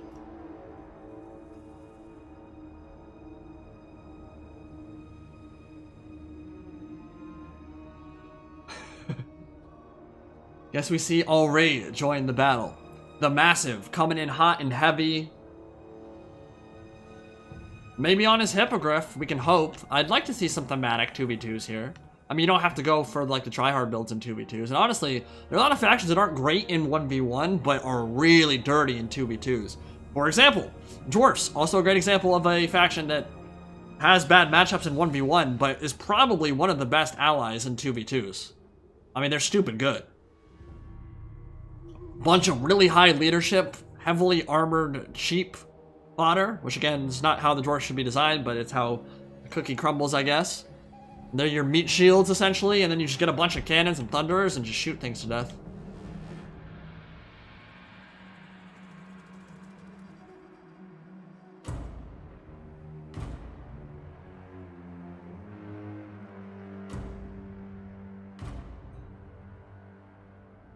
Am I gonna buy Cyberpunk when it comes out? No, probably not. I'm gonna be honest, I actually have zero interest in the game at all. I've never played a CD Projekt Red game, which I know some of you will probably think is blasphemous, but I don't really care about Cyberpunk, to be honest. Like, if it gets glowing reviews and it ends up being everything that it's advertised to be, that's one thing. I might become more interested. For the moment, I'm not even making like a business decision that says like, okay, I don't like how they treat their employees, blah, blah, blah. There have been some rumors about in Poland, there are laws that prevent you from working a certain amount of hours, that kind of thing, that CD Projekt Red is apparently so important to the economics of Poland, they forgo that and they have their own rule set and they do whatever they want. And apparently they're working obscene hours in the crunch time, stuff like that. I'm not like boycotting it because of any of that stuff. Personally, I care about that stuff, but I'm probably never gonna not buy a game because of it. Flash God for the 5. Thanks for letting me play tonight. Really enjoy getting absolutely beat up by the Greenskins. You learn from your losses. Yes, indeed. Thank you for the donation, my friend. Well, yeah, I mean, I don't know. I just feel like people have hyped it up to such an absurd extent that there's no possible way it could live up to what people are expecting. And I could be wrong. And if I am, I'm down to admit it and maybe might become more interested, but I will buy The Witcher at some point. It's honestly, I've seen it go on sale for like $5 and I just never bought it because I knew at the time I wouldn't play it. And I'm one of those people that doesn't buy games unless I'm excited for them, like I actively want to get them. So I never buy stuff on sale because even though I know there are great games I could get for real cheap, I just am not going to play them because I'm not excited to play them, so I don't care. The only time I did it was like Crysis 2 and I ended up like never playing the game, so. Joel with the 5, love your content, longtime fan, hope you're doing well in these trying times. P.S. When can we expect one of those epic sieges of yours? Cheers. Yeah, I mean, hopefully soon. Like I said, they're really hard to set up is the biggest issue.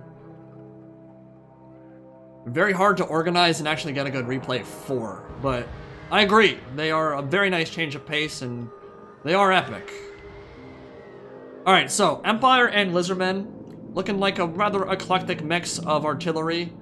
Front line has not pushed up very much yet, so the cannons could get inundated pretty quick with this kind of formation. Typically want to have your line more like this far in front of the cannon, at least your front line, so you pull them through layer after layer after layer.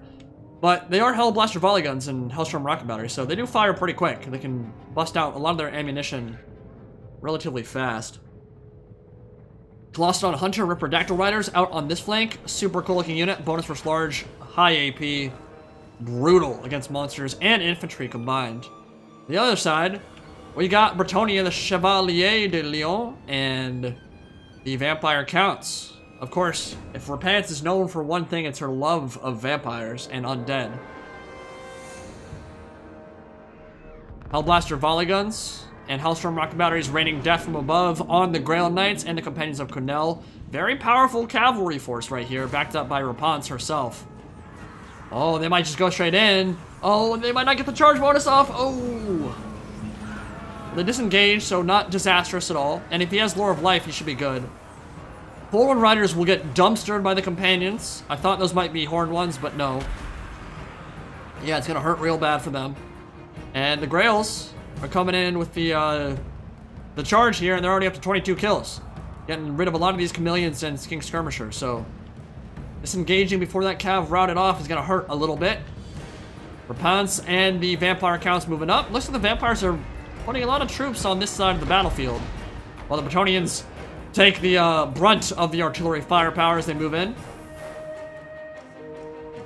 Do I feel the Vampire Counts need some new units to help them with factions that have a lot of big armored monsters like Lizardmen and the Elves? That's less of an issue for them now, because Blood Knights got buffed pretty substantially from game 1 to game 2. They just became better in general. I don't know that they actually got like distinct buffs, but they are considered the best cav unit in the game. Overall, they struggle against large dinos in some instances for sure, but they have tools for dealing it now with the zombie dragons and with the Blood Knights and all that stuff. Like, for example, against Beastmen, they don't really have too many issues. They actually crush them. Hippogriff Knights with Halberds going in against Repentance. They got a full surround off here. And the Royal Hippogriff Knights, I must have missed them. I didn't even see them flying around, but they got destroyed by the Demis over on this side. Ouch. Yeah, it's really brutal. Meanwhile, Henri Le Massif is on the hunt for both Azar Gelt. Wants him dead. Artillery raining down on the Sylvanian handgunners. I'm not sure which lord the Vampire Counts went for in this battle. We'll figure that out right now. Looking like Vampire Lord. Not someone you see every day, just a regular Vampire Lord. Yeah, with the Bloodlines Lords, no real point in doing that, honestly, but maybe just did it for the thematics, I don't really know. Those poor Hippogriff Knights get Flocka doomed, and they're off the field now. And the artillery has not been shut down, but finally, the Fell Bats and the Vargeist are landing, and they shall feast this night.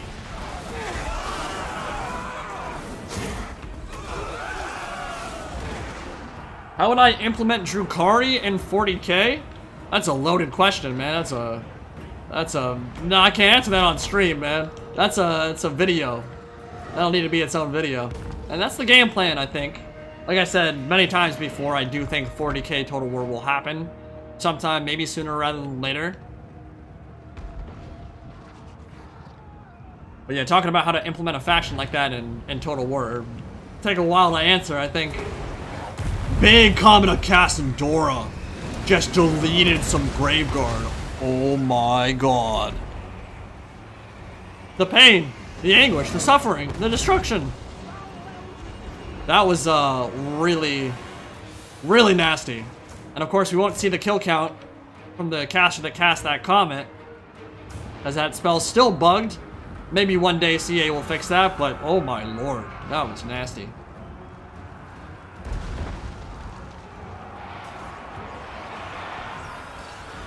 Over on this side, Terrorgeist watching on as a bunch of halberds and greatswords fight it out with the Temple Guard. Looks like some Hex Race over here, and they are dealing easily with the Colossadon Hunters. That high physical resistance proving too much for even the bonus versus large on these bad boys. They might disengage. Yeah, you would need a Spirit Leech or some kind of thing to turn this in your favor. Yeah, they got terrified.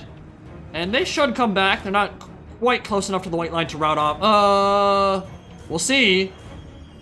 Yeah, I think they'll come back. The leadership does look like it's stabilizing. Temple Guard are going to be a problem for the Empire here. They do have some great swords left, I believe. Yeah, right here. But if the Temple Guard can avoid those guys, they should be fine. Mess up this back line. Looking like a Skink Priest going after the Blessed Field Trebuchets in the back of the map. Chameleon Skink's also going to finish them off. Valspar's dead even at the moment. More guys watching from overhead. Grail Relic keeping all these guys in the fight for now, but not a lot of terror. And a Saurus Oldblood on a Horned one. Charging in from behind and jibbing some of these poor boys. That's actually a cold one, not a horned one. They're holding out on this flank for right now. Unreal Massif chasing after Balthazar Gelt. Terrified him, might be able to get him all the way to the edge of the map and chase him off for good. Rapunz unleashing the fury of the lady in and amongst some halberdiers. Blood Knights are surrounded by armor piercing right now, but they do have an invocation hat going their way, so as long as they don't stick in there for too much longer, they should be good. And looking like these two greatswords are about to shatter. And then the Blood Knights can just escape from the halberds.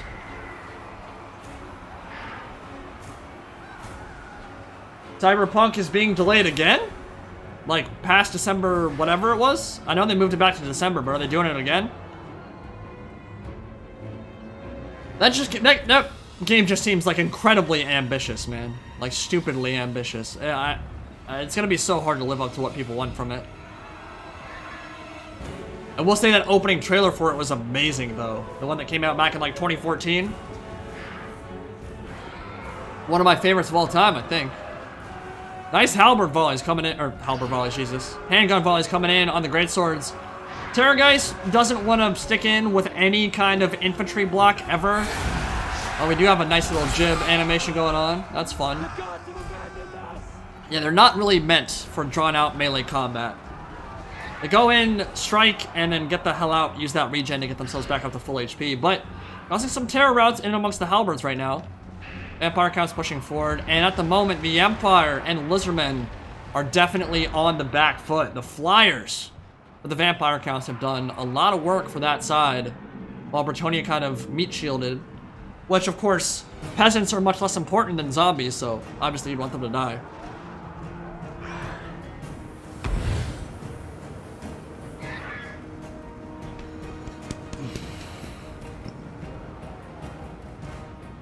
We got Vargeist, gonna chase out after some Skink Priest of Heavens, get him off the map for good. And I think the Lizardmen do not have enough here to claw themselves back into this game. The fact that Terrorgeist is still alive, the fact that Unreal Massif is still alive, even though he's only got 900 HP, I'm surprised he didn't go Lore of Life. With Companions, with Hippogriff Knights, with Unreal Massif, that's a lot of high-value targets you'd like to heal, even at Grail Knights. But he's still alive, and is still a big problem for even the Temple Guard, who do not have immune to psychology. So the leadership will help them for a while, but a rear charge from Terrorgeist and Henri and Blood Knights and Hexrace, that's going to be GG in the center, and yeah. The balance bar is already swinging way too far in the Undead's favor, and a gorgeous alliance over Ponce and some rando Vampire Lord. Looking like it's going to be too strong. Just picking up the stragglers at this point. Do I think we'll see a dwarf update before Warhammer 3? I don't know. It's hard to know how many Lord packs they have left, right? Like, they're going to do Wood Elves and whoever they're fighting against. I personally think it's Clan Mulder, but it could be something else. Then they have to do Beastmen. We don't know who they'll match up against. There's a lot of options there, but I mean, obviously Chaos needs a rework. They would make some sense. Dwarfs would make some sense. I would definitely like it to be a Game 1 faction that the Beastmen match up against. It's hard to know. Like, I thought they would only do cross-game Lord packs moving forward, and then we got that Dark Elves versus Skaven one with Clan Eshin. Both Game 2 races, so it's really hard to predict what they'll do. I imagine we'll probably get like 2 or 3 more DLCs before Warhammer 3 comes out, because at this point, we didn't get an announcement. We're not going to get an announcement for Warhammer 3 this year. So it'll probably be late next year, because usually it's a 7-8 month gap between announcement and release. So yeah, there's plenty of time for like at least 2 more DLCs. Hard to know if Dwarfs will be a part of that or not. No real idea there. I don't think there's a whole lot for them to get added at this point. You go like Thunderbards, you could go Rune Golems, that's pretty much it. And personally, I don't think a Dwarf DLC is near the top of the list for things I want. Beastmen and Chaos need stuff before Dwarfs do, in my opinion. Alright, so we had Lizardmen do pretty well here. Temple Guard. Cold One Riders did okay, but some of those engagements, I mean, against Companions of Cannel and Grail Knights, like, you're really not going to have a wondrous time there. Like, they'll get run over pretty bad, and they did. Lost on Hunters would have been great against the Grail Knights. Unfortunately, they were fighting Hex Race, where the high physical resistance just kind of negated all that damage they can put out. Ancient Sally was microed alright. Temple Guard Corps was decent choice here, but ultimately, this is a pretty powerful double team, right? Like, you've got extremely powerful Cav, even though the Hippogriff Knights did not do amazing in any way, shape, or form. Companions did. They got 200 kills, and they killed off a Cold One unit. Peasants just kind of soaked up all the damage in the center from the Hellblaster volley guns and Hellstorm rocket batteries, and then the Vampire Counts moved in from the flank and just kind of swept everything up in the back line with their flyers and with their cavalry. So, mobility game from Pax was fantastic. X-Rays are... they can be a little bit dangerous to use against the Empire because of their nets, because of their Flaming Swords of Ruin and some of those things. Silver Bullets will absolutely wreck them, but, I mean, they got 3 chevrons and 2 chevrons apiece, so they were definitely microed well, and the Fire guys came in and dealt with the artillery. So, GG. Well played, my friends, and we'll get some new players in.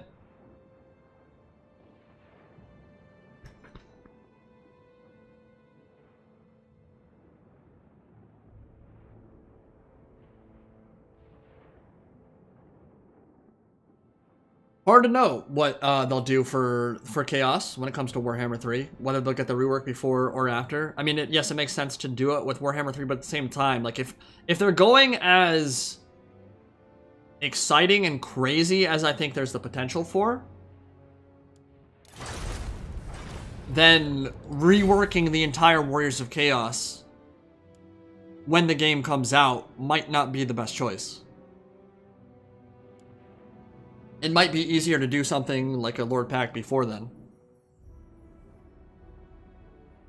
I mean, we already know they're going back and reworking a bunch of the Game 1 races anyway, right? Like, we've already seen it with so many. We're about to see it with the Wood Elves. We might see it with more after that. Chaos has the potential to get stuff before Game 3 even comes out.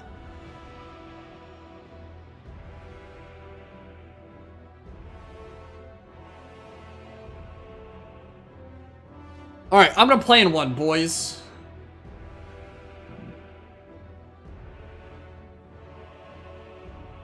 We'll call it 2v2 Milk and Cookies. Password is 69 this time. Nice. And come on in and join.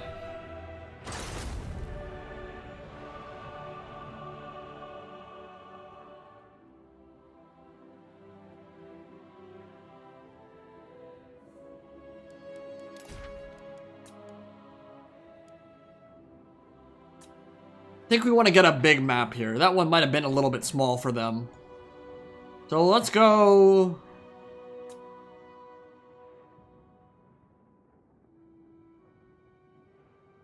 Well, I'll tell you why they're so secretive about their timeline for release. Because every time they put a timeline down and it gets changed, people get mad. So it's really a situation where they say, okay, we're going to release it when it's ready. And that's that. Like, they don't want to create expectations for people because when they don't meet them, people get mad. So, for example, they didn't even say, they just said soon. They said soon, right? When the Wood Elves DLC was first announced. Obviously, it wasn't soon. But people got super mad about that. Imagine how mad people get when they say, oh yeah, we're going to release on August 15th. And then they can't meet that date and it gets pushed back 2 months. yes, I think the majority of us in chat here are reasonable people. Will say, okay, like that sucks. I'm annoyed. That sucks. Whatever. I'll get over it. I have a life. I'll do my own thing until then. A lot of people don't feel that way. They'll get really upset when they find out there are delays. So if Creative Assembly is laying out a full timeline, guaranteed there's going to be a subset of people that just say like, well, you didn't you didn't pay attention to the timeline, you didn't try to hit the deadline, you guys are a bunch of assholes, blah, blah. Like, yeah. I can see why they don't want to deal with that. I think we'll go large this time, just so, for a more traditional 2v2 experience. Oh, we're not going to play this map, though.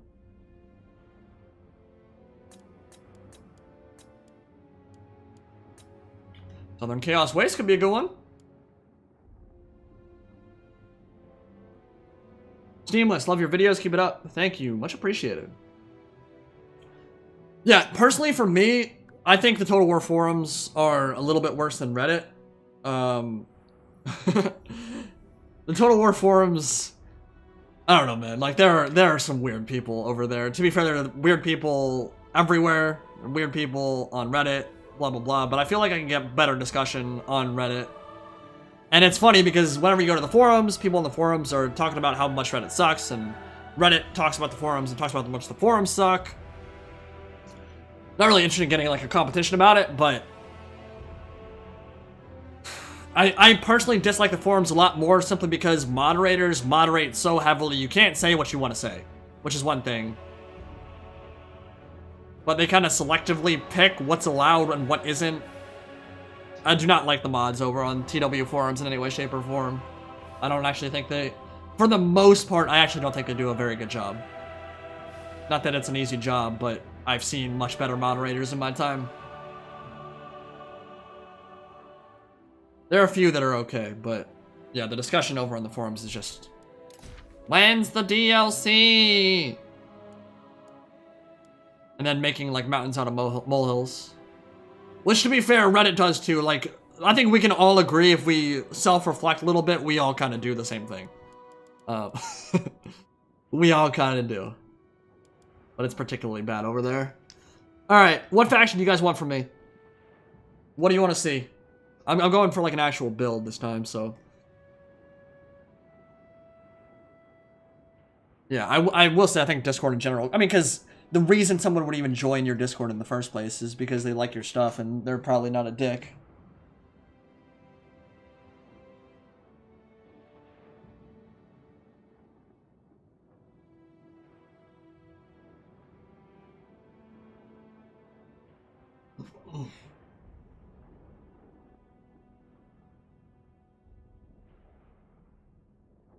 I'm not weird, I'm special. I'm special, chat. Coast? Ew. Ew.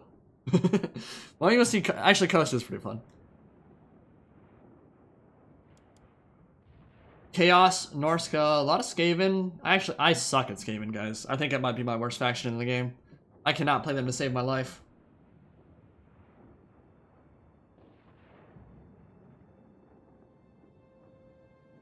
That is an absurd amount of Skaven. You guys want me to suffer, don't you? It's also weird to me how many people in that free-for-all wanted me to play Wood Elves, and now how many people want me to play Skaven. Like, they're the two likely factions we get in this DLC. You're about to have so much Skaven content, it's not even funny. If it ends up being them. And I mean, yeah, like I said, what else could it be? I mean, it could be Dark Elves or High Elves, but they're really kind of stretching at this point. Lizardmen, also a possibility, but Troglodyte, again, is the only thing they have left. And the lore choices they have left are just not interesting, so... The only real option for, like, a thematic one is Clan Moulder at this point. Which I said weeks back in that Clan Moulder video.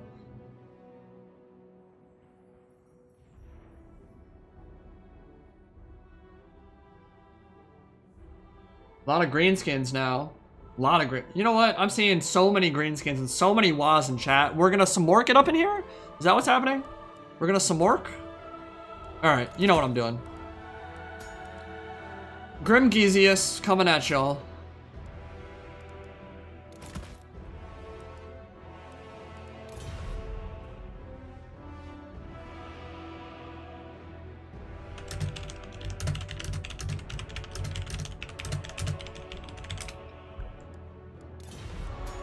We're turning unit caps on for this one, so people don't go for the ridiculous builds. I am thinking we might go, well, okay. We are against Coast, which definitely has advantage against Greenskins, and also definitely has an advantage against Lizardmen. And Coast is one of the best 2v2 factions in the game. For the same reason the Dwarfs are good. Good firepower, great unbreakable chaff in the front line.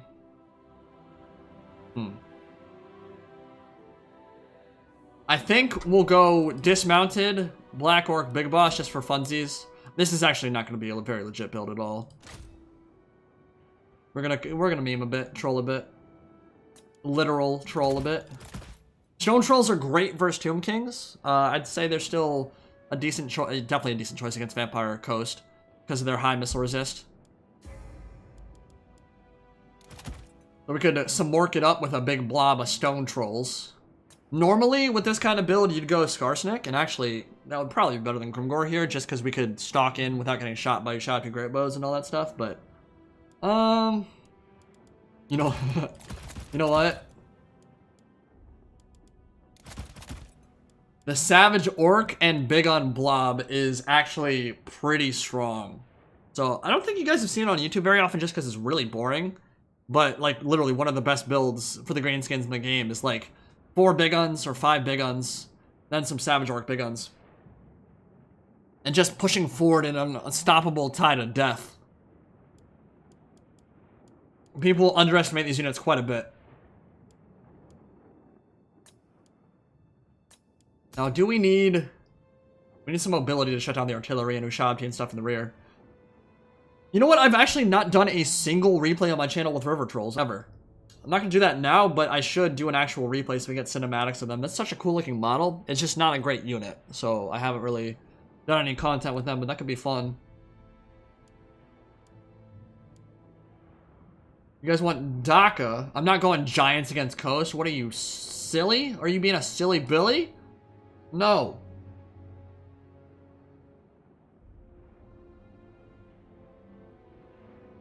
Yeah, no, the Black Orc Big Boss is obscenely good. That AoE into Psych is amazing. And yeah, you pair it with the Stone Trolls and their one issue is mitigated quite a bit. But I need to figure out what I want to do for... Kind of like this as the core, to be honest. Maybe just some Missile Cav.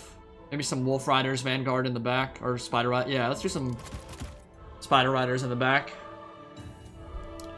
Grimgor is a little bit expensive right now. I might drop some of this stuff. I don't want to, though. How much does that cost? Eh. Whatever. This is not a particularly competitive build. It's not actually horrible, but it's not like a meta build either. Especially not with Grimgor, but could be fun. So our homie is rocking this.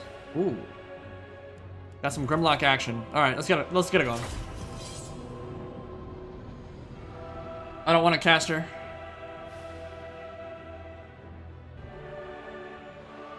You know what? I'll drop a Stone Troll for a caster. Some Foot of Gorse could be fun.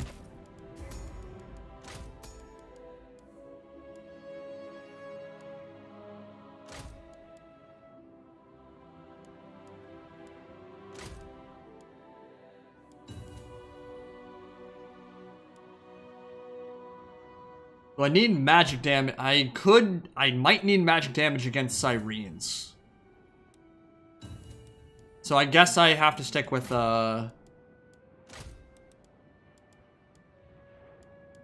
it's not a great spell selection. I like this for the blob, and I like this for being able to deal with Sirens if he brings them. So...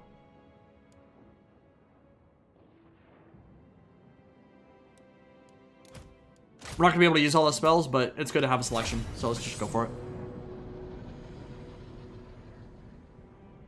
Korn is displeased. How could Korn possibly be displeased with this build? This is the most cornate Greenskins build you could possibly think of.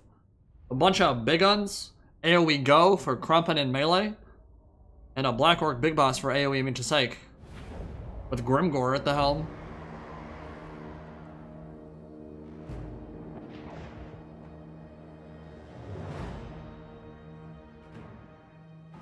Can we get some wahs in the chat? Some wahs and some smorks? We're not on Twitch.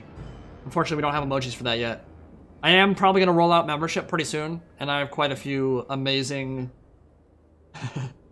Well, if you're on my Discord, you've seen them. The emojis are pretty fantastic, made by Pippington. We don't have a greenskins one at the moment, but we will. Get some wahs going. I would scream, but I've already been lambasted for being too loud while streaming today, so I have to keep it quieter. More subdued. I just get too excited, you know? I get too hyped, too pumped.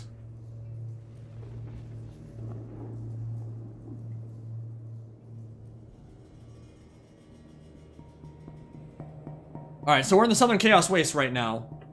It's pretty ugly, pretty bleak, pretty desolate. Very much a wasteland. Do we have the Isengard towers on this map? Yes, we do. I see Orthanc in the distance.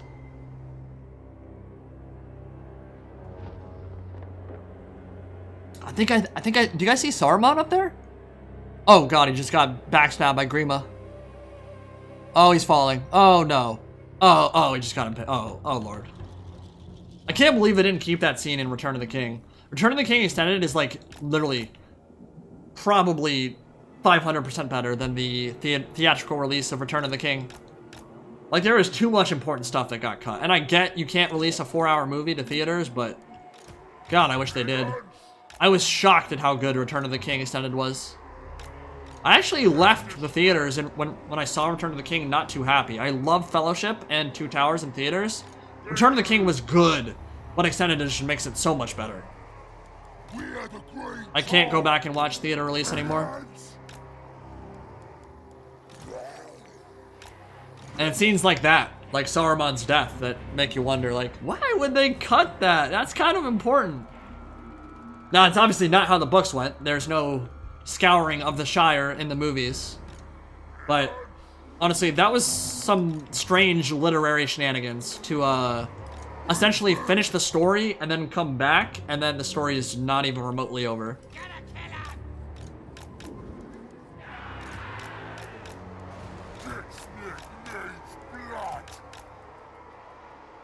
Alright.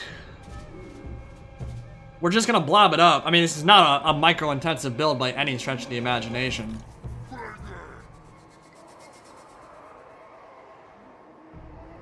Charge of the Rohirrim best scene? I mean, there are so many bone-chilling moments, man. It's truly, we are blessed to have witnessed such amazing cinema in our lifetime. I have not felt the way I felt watching those movies, watching any movie, in more than a decade. They're special.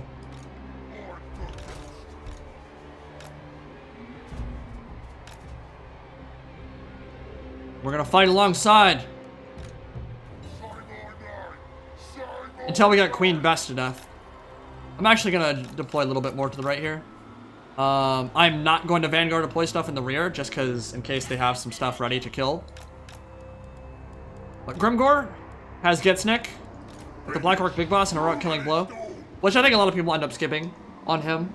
It's actually not going to be very important in this game because I won't be able to keep him on target anyway, so it's kind of a waste of money, but... We're gonna push forward in a big old black and just stab. He's gonna stab.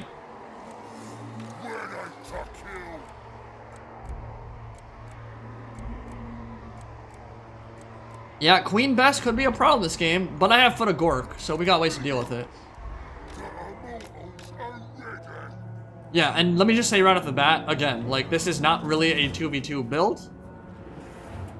They've gone for much more meta things, it looks like. Yeah. And Coast matches up well against Lizardmen and Greenskin, so it would not surprise me if this is a rather lopsided affair. But we'll check it. We'll see.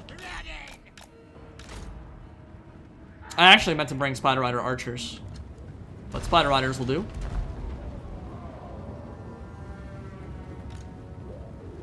Fight me, you douche. Alright, well, we don't need to let our big guns get shot, so we'll hang back for a minute. We do have mortars raining down from above, though. Alright, let's go.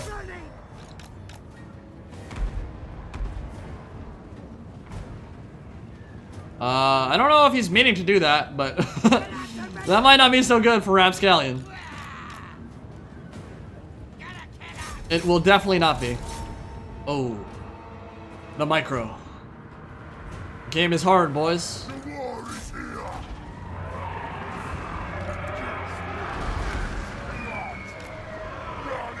The bold strategy, Cotton. Let's see if it pays off for him.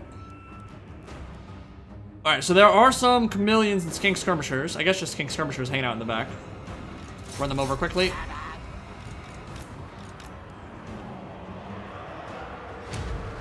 I do not recommend putting your crabs in here. Your crabs might have a bad time fighting big guns. And stone trolls. Oh lord. Oh, it's gonna get so ugly for him so fast.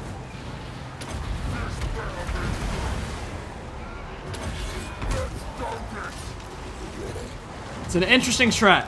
A bold strat.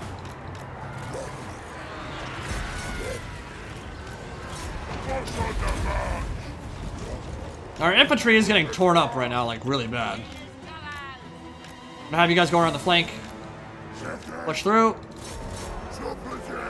Rascallion, if you're listening to the stream, pull your lord away before I kill him. Get out of there.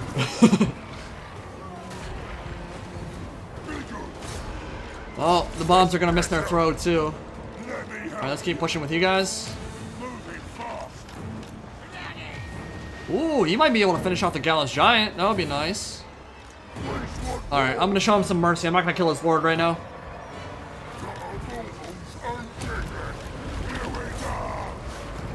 I think Rapscallion is new to the multiplayer scene, so we've all been there at some point in our careers. I remember when I first started playing Shogun 2, oh my god, multiplayer. It was like the first time I had played Total War in like a decade, and I had no idea what the hell I was, no, not a decade, like 5 years. I had no idea what I was doing. Alright, we're gonna... Is there something I can foot a Gork here that'd be fun to foot a Gork? Sphinx of Usak is sitting back there. It's a little bit scary. Nice little net from the Tomb Kings. That'll wear off pretty soon here. Let's push up on this side. Let's deal with those mortars. And push on through to the Skeleton Warriors. Stone Troll's getting some nice regen here too. Finish off those rotting Prometheans. What can I, you know what, here we go. On the front ranks.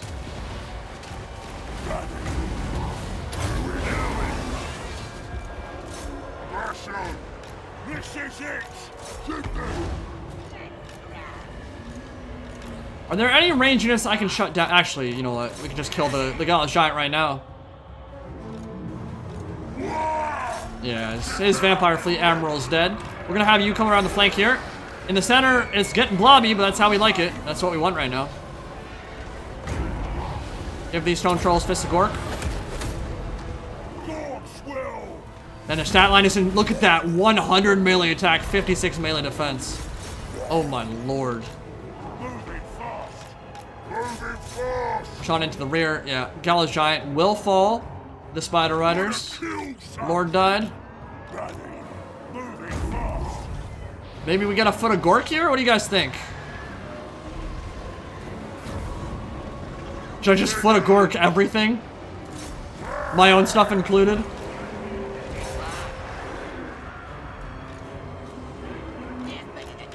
Oh, we're starting to route back there. Alright, Grimgor, pop all your buffs. Maybe kill High Queen Khalida if we can. Oh, yeah. Oh, that's gonna be brutal. Look at his stat line right now. Get you guys around.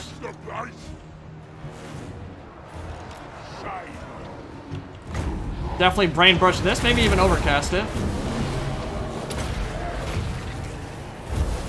5,300 HP. That, oh, I did not expect to do that much damage. That was amazing.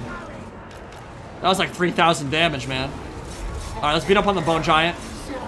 Yeah, we've already kind of swarmed their back line pretty simply. Okay, fighting Halberds now so Stone Trolls can run. Let's go kill those handguns. They have bonus for large, but still work. No, we'll hold on to it. We'll rear charge Stalkers instead.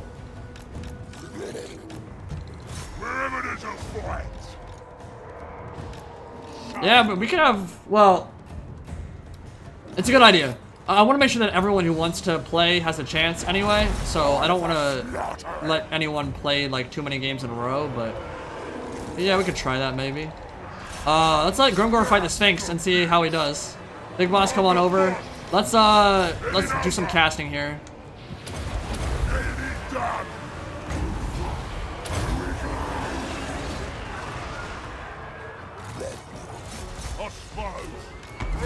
Grimgor should do very well in this fight, honestly. Give him a Fist of Gork, too. And we're gonna get up to 150 melee attack. And 80 melee defense. No, Bone Giants, you need to stop hurting me. Come on, Grimgor, land some attacks.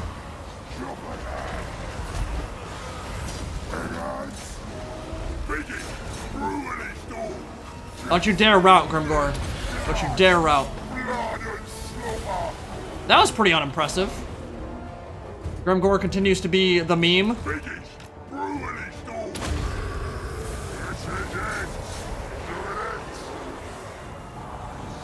Yeah, again, I've made this excuse a million times, boys, but when I'm streaming, again, the mic is in front of the WA button, so I don't see it.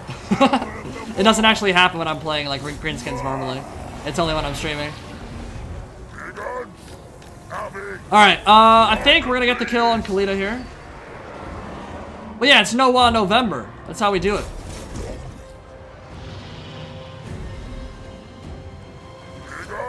Full Swarm, yeah, the Necrosphinx has absolutely no chance here whatsoever. Honestly, Stone Trolls are really good at beating up on Tomb King's constructs.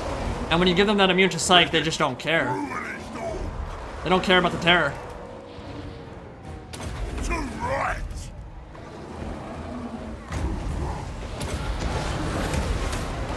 Actually doing better in that fight than I would have thought. Full blob. Yeah, some handguns are coming back in, but...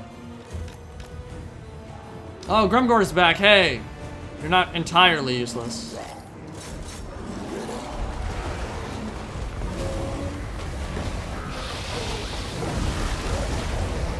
You're pressing buttons on the stream. Wouldn't that just pause your stream, man? I don't think that would work. GG. Well played.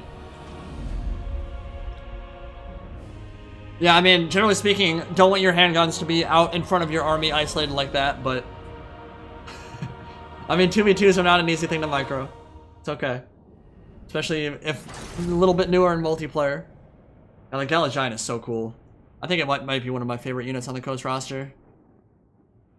Yeah, so I mean, basically one of the reasons why the greenskins are so strong right now is you go Black Orc Big Boss to mitigate the threat from terror routes. You blob up with Stone Trolls who are hit really hard, have high armor piercing damage, get great melee attack when WA's active, and they don't care about getting shot because they have high missile resist. They're also essentially immune to magic damage. They regen. They're way better than the other troll variants. They're great. So you get those. You get like a kind of hero blob. You can go River Troll Hag. You go Goblin Big Bosses. Pretty much all the hero choices for greenskins now are actually good. Orc Shaman is actually probably one of the least useful ones at this point, just considering how good like River Troll Hag is. And you just go in and blob up and beat people down, man. Like, it's really hard for a lot of factions to stop. I played a game with Zach Bisane the other day where he was Tomb Kings. And I went like Stone Troll Blob, essentially. And they really struggle against it. They really do. But yeah, it's not very micro-intensive. And I think a lot of people right now consider greenskins to be top tier. Vampire Coast and greenskins are actually in S tier in a lot of the best competitive multiplayer tier lists. Greenskins are very, very good. So yeah, they have a lot of options now. Tomb King is also quite good. Vampire Coast, like I said, top tier. Won't usually see Sartosa Militia for them. And you won't see handguns running out to sacrifice themselves too often either. But GG, well played, and let's get another one in. Alright, yeah, we're not going to re-host it. We got other people joining. Rap, if you want to come left, you can play with me if you want. Or actually, I'll just go over there. Get one more game in with you, my dude. Well, crabs, single entity crabs, not counting the Rotting Leviathan, are actually not incredibly tanky in the first place. I mean, they're not easy to kill, but they're not super hard. But I mean, they were isolated, right? Like they were fighting Black Orc Big Boss, Grimgore, Stone Trolls. There's nothing in the game that's going to do well in that fight. Nothing. Especially not something that can't get knocked down. Like if you're a Footlord, maybe okay, you end up surviving for a while in that fight just because you're just getting bullied and knocked over a bunch. But yeah, constructs, crabs, whatever. That's so much armor piercing. There's no way you survive that. All right, I'm gonna go for a more mobile theme build in this one. Probably a bit more free flowing, skirmish heavy, cav heavy. That's typically how I enjoy playing the most. We'll go for a big open map, I guess. Mortis Waste is always a good one. Please, more meme. What kind of meme are you looking for, man?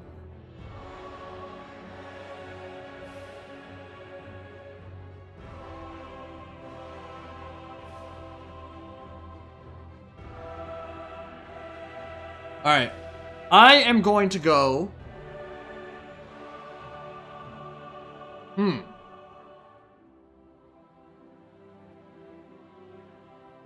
Well, against Wood Elves and Vampire Count. Oh, okay. High Elves and Vampire Counts.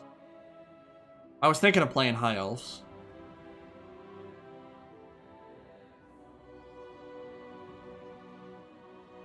What do you guys think?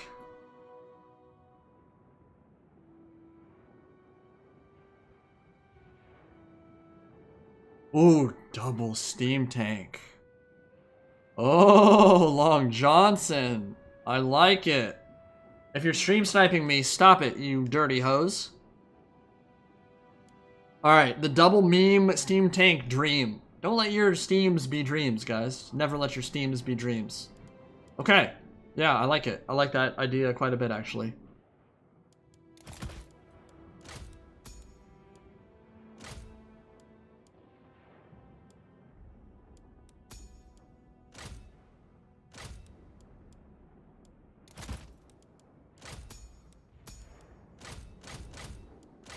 So, natural thing here when you're going KF is, of course, you want that that life mage to support him.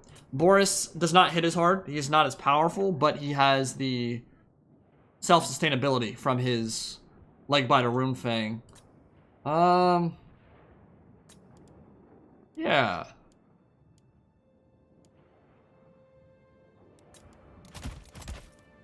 Oh my god, it's gonna be so bad. Steam Tank is actually good versus both counts, or can be good against both counts and the High Elves. I think two of them might be a bit overkill, but it also maybe works better in 2v2 as well. Maybe an Unbreakable Front Line to deal with the Vampire Counts and just not rout immediately. Sigmar Sons. Maybe we don't need 3 of them. 2 of them will be good. 2 Flagellant Sigmar Sons. Definitely just some regular spears with shields. Get some bodies on the field.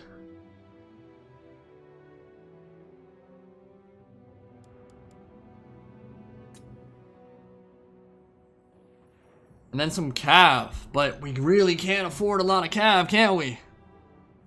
Maybe drop one of you.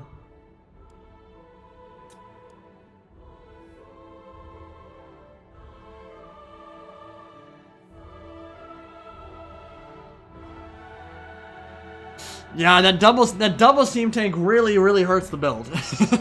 Dropping one steam tank would make it so much easier to get some cav and some good stuff to support. But it actually does sound really fun, so we'll do it.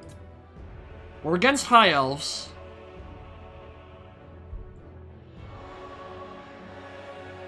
Maybe we just go heavy on the infantry and hope that our cav friend can carry us to victory. I don't think he will with that build, but I'm not going to tell him what to go. Ideally, I think we'd want some questing knights here so we can deal with blood knights and dragon princes. Silver Helms, that kind of thing. Some Questing Knights would be really, really good. I think the Pegasus Knight's probably not fantastic here. Because I'll just let him do what he wants. No problem.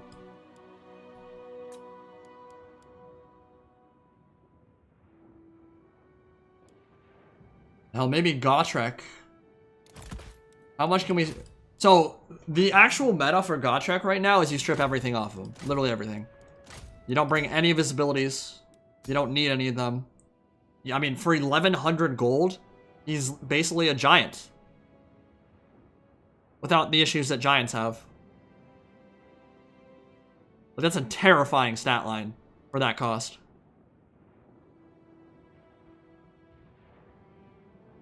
I'm not sure how much it synergizes with the build here. So maybe we don't do that. Yeah, Knights of the Blinking Sun would be nice, but I can't really...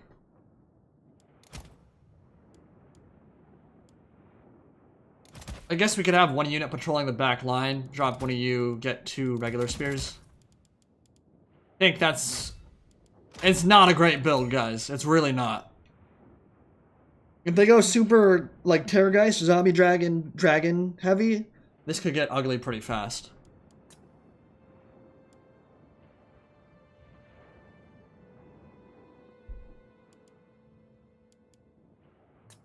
Alright, I'm not too worried about it. Let's play it. Let's do it.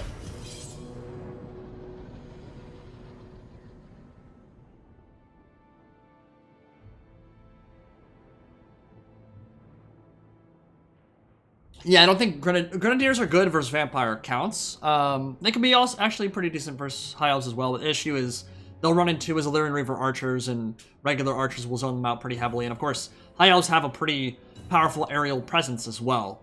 So they can zone out Outriders and stuff if the Outriders don't have cavalry support, which unfortunately this game I don't really. It's just the Knights of the Blazing Sun, so keeping Outriders in range and firing without getting a shot up and without getting zoned out would be pretty challenging. So we're not going to do that here. We're going to hope the steam tanks are useful and do a lot of damage. They're going to have to do a lot of damage to make this worth it. We do have the boy KF overhead.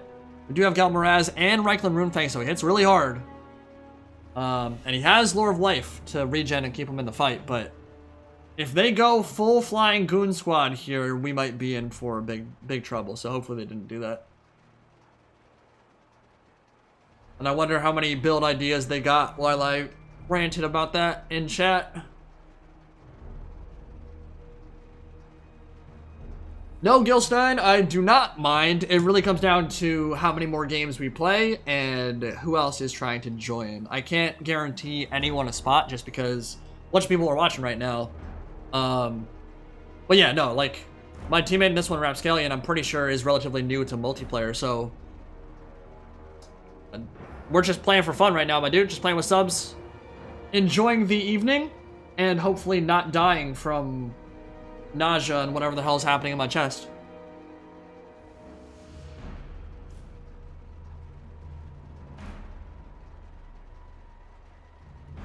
Yeah, we do not know what they have yet. We shall see. Double steam tank could be OP. I don't believe tournaments allow for that. I believe steam tanks are counted as a super weapon. I remember seeing some tournament games back when Warhammer 1 first came out when the rule sets were pretty terrible. Or non-existent, basically. I think Prussian Prince did something like that, if I remember correctly. But yeah, there were some silly builds back then. And obviously the magic missile play was cancerous to say the least. Our weapons are yours. Spearmen! Yes, General? I'm trying to think the best way to use this. I don't know if I should keep my steam tanks together so they can support each other or far apart so we get more shots in. We don't want to waste the terror of them. We want to have them fighting on different parts of the line, so they'll probably be spread out a bit.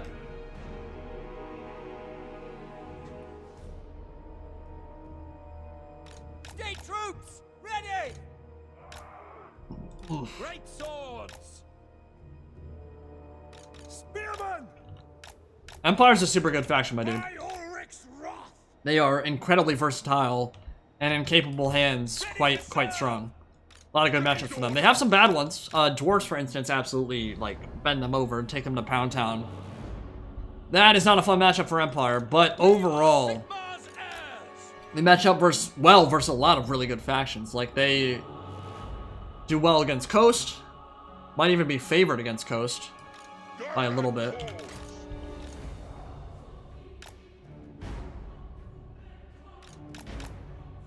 And have a lot of ways to beat you. A lot of viable builds and strategies that they can unleash. Like Volkmar, for instance, incredibly good on his Volkswagen against Skaven. They have some great choices for sure. And Karl Franz is objectively one of the best lords in the game right now. With Gal Moraz and Reikland Runefang, he's a scary, scary beast. Alright, we'll keep it pretty high in sight, I think. Maybe keep the steam tanks in separate control groups. We are Sigmar's heirs. And let's get it popping. Probably keep them in range. Nice Blazing Sun back here to patrol the back. And the nice thing, if they go Terrorgeist and go after my steam tanks, Knights of the Blazing Sun and Karl Franz together should beat the brakes off of them. Because they're weak to fire and weak to bonus first large, so we have some options here.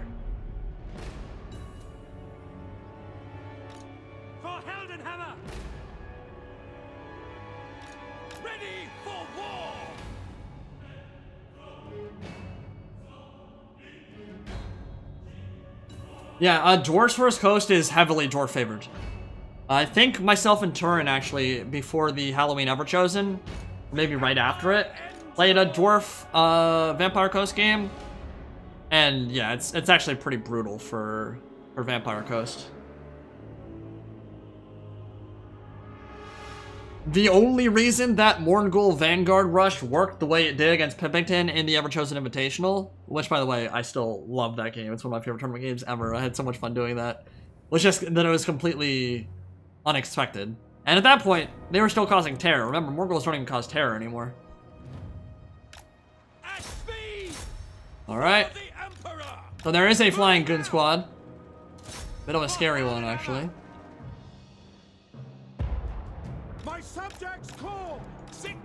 Maybe it would have been good to have the Pegasus Knights. Don't misfire! Ready! They're coming straight for me. We got spears nearby, we got great swords nearby, we got Karl Franz nearby, we got Knights of the Blazing Sun nearby. Understood! Yes, my lord! Take the ground! So let's pull these back. At speed! Swiftly! At speed! Sir! Taking position! To arms, men! Moving now! Go! To battle! Shoot them! Yes, General! Moving now! To battle! The Empire endures! For the twin-tailed comet! Alright, we'll let you just start shooting at the front line then. Yes, sir! Alright, I'm down to fight that. By Karl Maraz! Karl Franz! Alright, I'm no longer down to fight that. Moving faster! Move out! Now, yeah, this is where it'd be really helpful to have like an Alberic or someone to support the air fight. It's gonna get really obnoxious. I actually am gonna have to charge into melee and support up here with the Knights of the Blazing Sun. Great swords push up.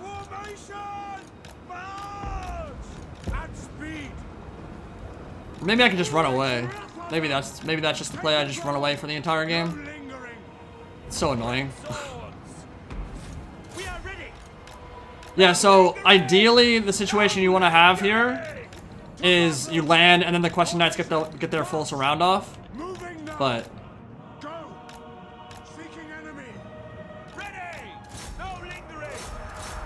we'll hold the right flank here. We'll let the steam tanks do their thing. I actually wouldn't mind if the you're not even firing right now. Run, Karl Franz, run!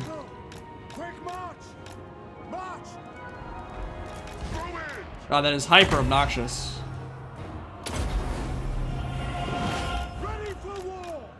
Go. The Empire endures. Keep you back. A little bit blobbed up in the center there. Quick march. Send us out. Moving now. Forward.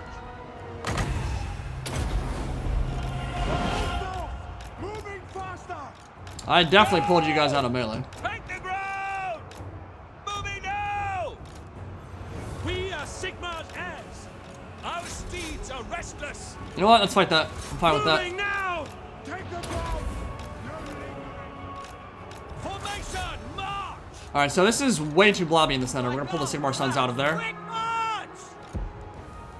For the Emperor! Get the full, it's Eltharion, so he's getting healed by the Blood Chalice of Bathory. I can't actually kill him. Win to death with the Great Swords, but we pulled out in time, roughly. I mean, the Great Swords are gonna take some damage and they'll rout, but they'll come back. What do you bid? Maybe that's not worth it. I don't know if I can actually kill him over there. I don't know what the Questing Knights are doing. The ground quakes! Prepare for Send you into melee. no lingering!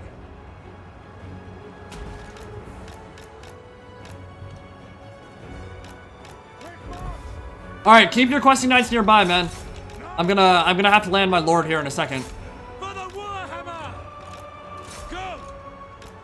Taking position! This is so lame. Moving now! To battle! Spearmen! No lingering! Tzeentch! My rule is absolute! Let's go! Formation! Alright, get some rear charges in with those Questing Knights, Rapscallion, if you can. That'd be fantastic for us. With haste! Alright, my steam tanks are doing good. Quick march! Sigmar calls! Keep your Questing Knights nearby. I'm trusting you. I'm trusting you. I'm trusting you. I'm trusting you. Powder blast! Feel life flow. Yes, sir! Quickly! Run! Yeah, thank you. The Empire. Alright, kill the lords. All things must wither. The blob fight is real and disgusting right now. Well, we're actually doing alright. Will Karl Franz survive that? I have no idea.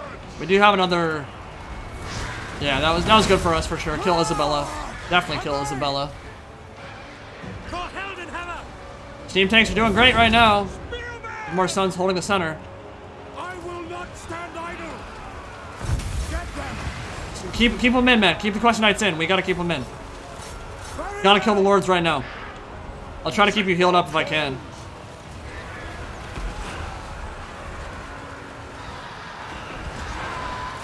Oh man, he's killing it right now. Formation! March! Spearman! Alright, we're gonna pull the steam tank out because it's fighting spears.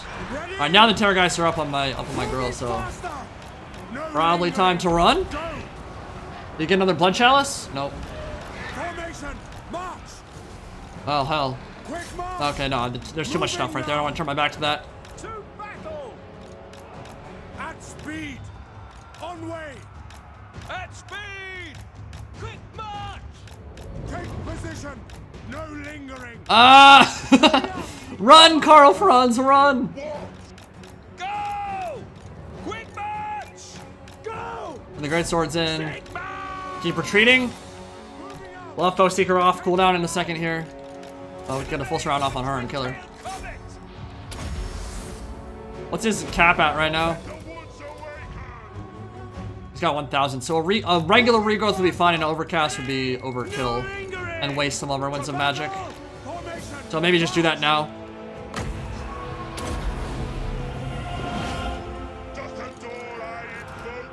Alright, let's get some more shots into Luthor and Seaguard.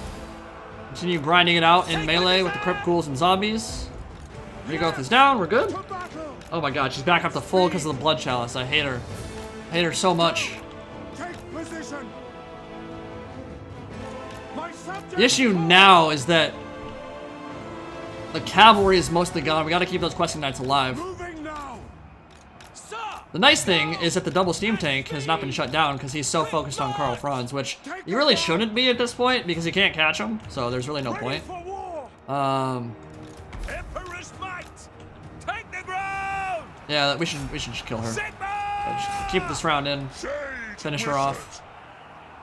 Sigmar call! Yeah, he's healing capped out now. No lingering! Moving faster! Withdraw! Brave Sir Franz ran away. Bravely, he ran away. Oh, the steam tanks are doing really good though. Taking position! Yeah, Vampire Lord of Death is going to die. Questing Knights are still alive, which is fantastic. That's what we need. I'm gonna push up the steam tank here. Yeah, we gotta strike at something. Maybe Altharion, maybe the mage. Okay, we gotta go in now.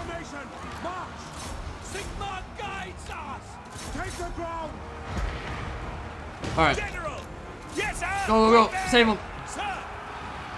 By the way, don't bring that spell that Altharion has, the bombardment. It's actually useless. It doesn't do anything.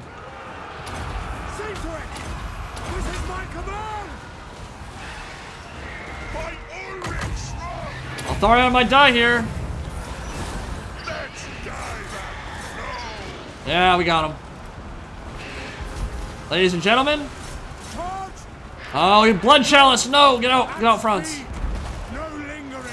Pick them up. Shoot. Moving fast. Just gonna chase him off the map if I can. We serve the Emperor. Launch.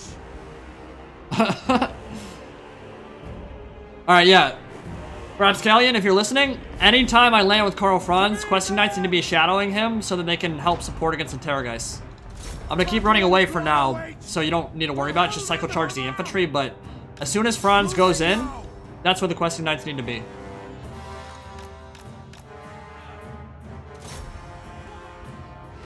Oh, I landed that shot. Yeah, he's capped out now. I think Altharion's about to bounce. I think he's off the map.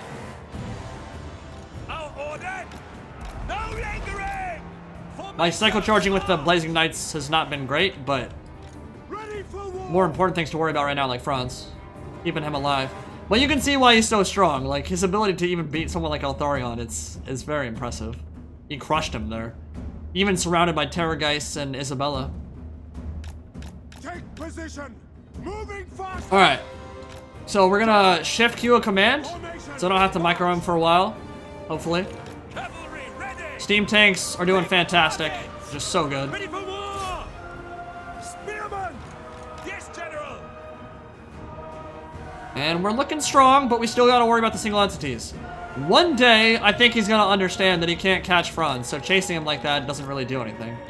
I mean, I guess it's preventing me from fighting the infantry, but... like, I am fine. This is, what? This is 5,000, like 6,000 gold worth of troops? That Karl Franz, who's 2,500, is tying up right now. I think that's a win for me every single time. Stay in the fight. Stay in the fight. We're gonna fight. Very well. Take position. I missed the... Alright, no, you won't be able to. That's fine. Pull out now. Yeah, come with your Questing Knights. Come back to the main line and we'll just fight down here. I might have to give up Karl Franz. Because there won't be any infantry left to land. Which will be annoying, but... Yes, General. Yes, sir. Quickly. let's heal up what we can. Steam tank in here, get the Knights of the Blazing Sun and my caster. He's capped out, so... bring the Questing Knights back when you get the chance, man.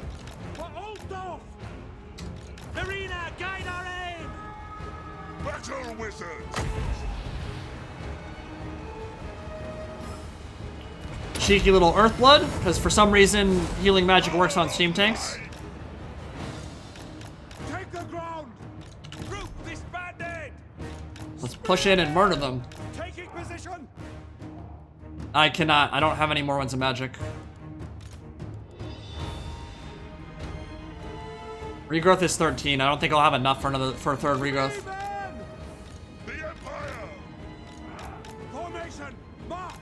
Alright, I am gonna go after those zombies. Are those summons?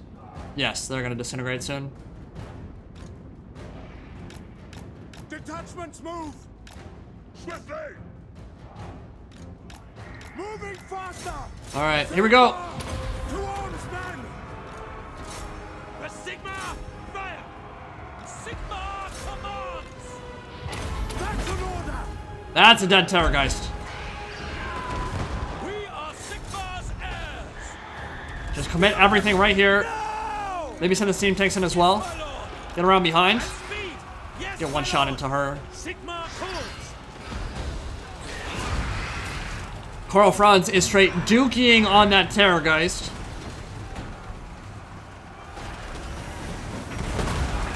Oh, please don't shoot us! Don't shoot, please! No! Taking position. At speed! Isabella, I'm coming for you. Sigma, guide our fire.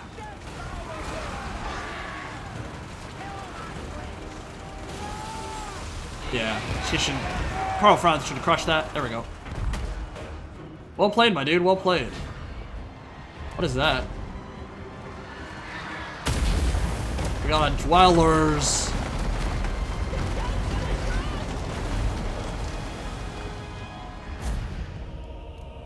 A GG to all involved. That was a fun one. This is kind of a meme game, but I liked it. Have you ever seen Franz on the run quite like that before? That's kind of hilarious.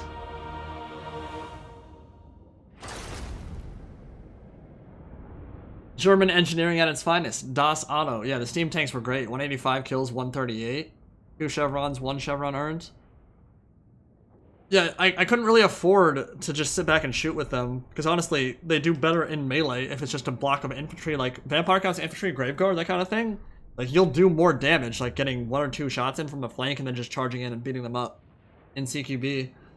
And I also needed them to be closer to my infantry, so if I got dove by Altharion, I could actually support them well. That was a fun game.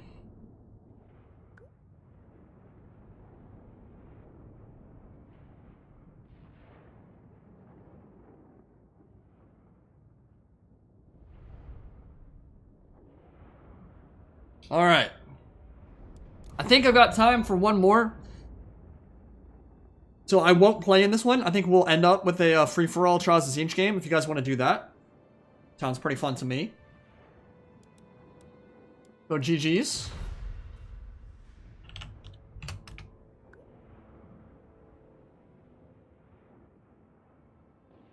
No, Hayden's phone. I think I'm going to have to rehost, and I think I'm going to have to get some new people, some new blood in, because I'm not going to play in this one.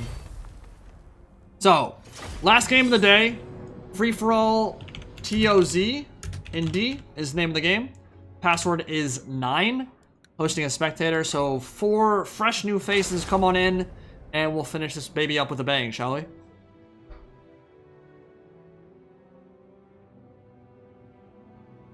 GG, Rapscallion. Well played, man.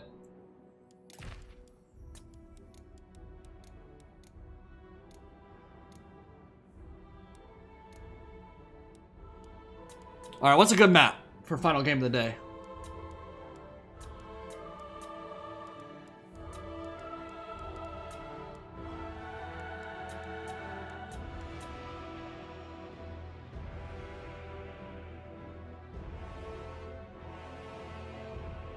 Got Bentley Brandon, and it's 2020. Armored Scarab, I'll recognize that name for sure. We got Android Poetry, cool. So we got our 4, we got our contestants.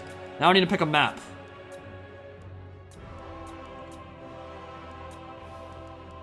I think Troll Country is always a good one. Pretty small.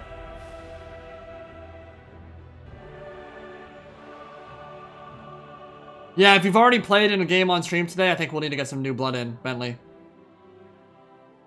Sorry, my dude. 'Cause I'm sure there are others who would like to play. Why is my name Indie Pride, but my channel name is Milk and Cookies Total War? Some of you guys have heard the story, and I think I've actually shared it on stream before, but I'll give it the abbreviated version here. I started the channel back in like 2014, 2015, 2014, I think, when Shogun 2 was a thing. And it was actually with a channel partner named Madness. He was still around, still comments on the videos occasionally, still on my friends list.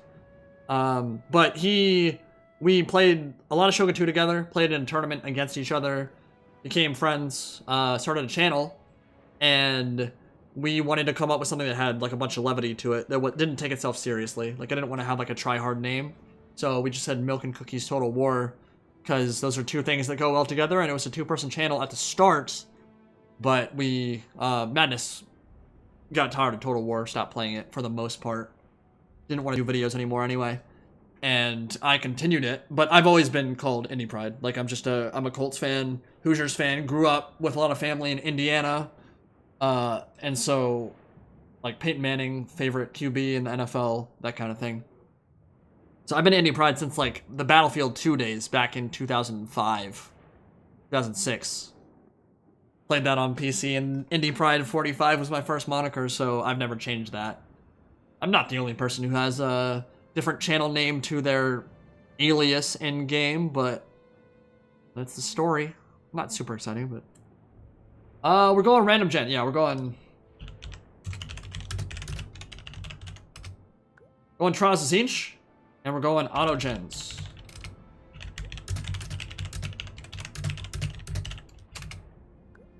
One thing I do need to do for my streaming setup and for commentating in general would be really useful. I need to set it up so that you guys can't hear the rumblings from my desk when I hit my keyboard and stuff. That would be a really nice little change I need to make. I don't know exactly how they do that. I know they're like boom mics that like kind of hang suspended, and I think it mitigates a lot of the sound. It would help a lot. Honestly, the desk right now is pretty the desk I have right now is pretty terrible. A lot of my nice furniture is in storage right now. Because where I am, I don't think my nice office desk would even fit in this little space. But yeah, getting a nicer desk and getting that boom mic set up so that I can mitigate some of the sound from my keyboard and desk would be pretty fantastic for streaming, I think. Ready up, boys? Let's get it poppin'.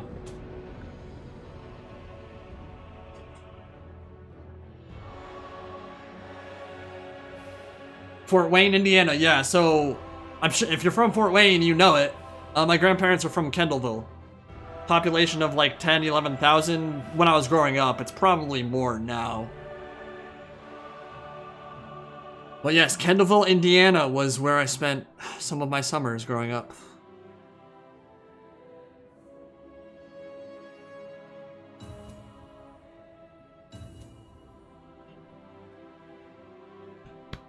So, we got Nath Gorin, High Elves, Armored Scarab as the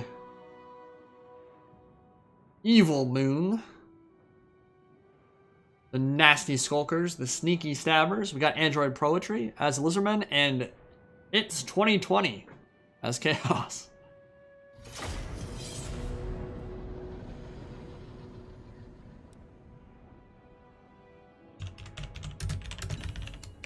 Alright. So who's your money on, chat? Who do you think is going to win this one? High Elves, Greenskins, Lizardmen, Chaos. I'm trying to think who's the best free-for-all faction in that group, and I think my initial inclination would go to High Elves. Because I feel like going either Cav heavy or flying Goon Squad heavy with good magic support is one of the most reliable ways to do well in free-for-all. We've already seen it today. High Elves have already won doing that today. Last time we saw it, it was a Moon Dragon, it was the Knights of Torgaval, and an Arcane Phoenix, and that's hard to mess with if you're not prepared for that. And they can come at you at any time too. You could be fighting someone else and they just swoop down and kill your lord.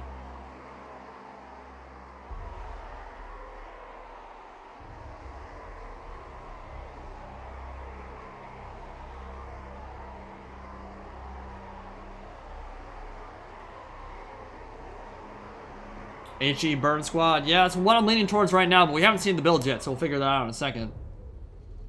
Hope you guys have enjoyed the free-for-all and Trials of Tzeentch action today. I'll definitely be doing some more of these. These chill streams are just kind of fun. Get to play with you guys, interact, rub my nipples, enjoy the show.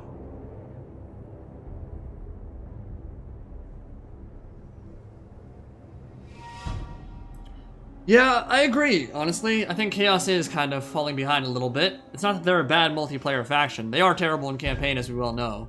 They're just not fun to play. Unit roster's still solid. They still have some of the best monsters in the game. Like Kolek and Shaggoth together is... I mean, they'll beat the brakes off of a Star Dragon. But yeah, I mean... it's a natural thing, right? Like, they've not really gotten an update since the Anniversary Regiments of Renown, and before that, it was when they released, essentially. So, when Greenskins are okay, and then become godlike after their DLC, when Wood Elves are okay, and then, I don't know, we'll see, but probably become godlike after their DLC. At least a lot better. Well then, when you're one of the only factions that hasn't gotten an update for years, kind of makes sense they'd fall behind. Which is why I'm kind of hoping that CA does do something with them in Game 2 before we make it to Warhammer 3.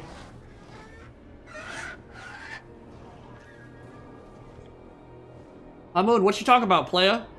I've done 3, this is the 4th stream in the last 2 weeks. So I would call BS on your analysis there, my friend. I have indeed been streaming more. We did Hunt, we did Vermintide, we did a Warhammer 2 SFO Grimhammer campaign stream with Ark in the Black, and now this multiplayer stream, and that's all in the last 2 weeks. Now, when Warhammer 2 gets its DLC for the Wood Elves, we will definitely be doing some pre-launch streaming on that if the embargoes work out in that capacity, which I think they will. They usually do. Those streams are always fun because we get a lot more viewers. Like, it'll be more like, hopefully, 2,500, 3,000 people watching as opposed to 700, 800, 500. But, past that, a lot more videos too. So I've kind of been taking it easy just because I think we've all kind of felt it a little bit burnt out on Warhammer 2 without new content, but all that new content's coming, so there will be plenty to talk about, plenty to make. Should be fun.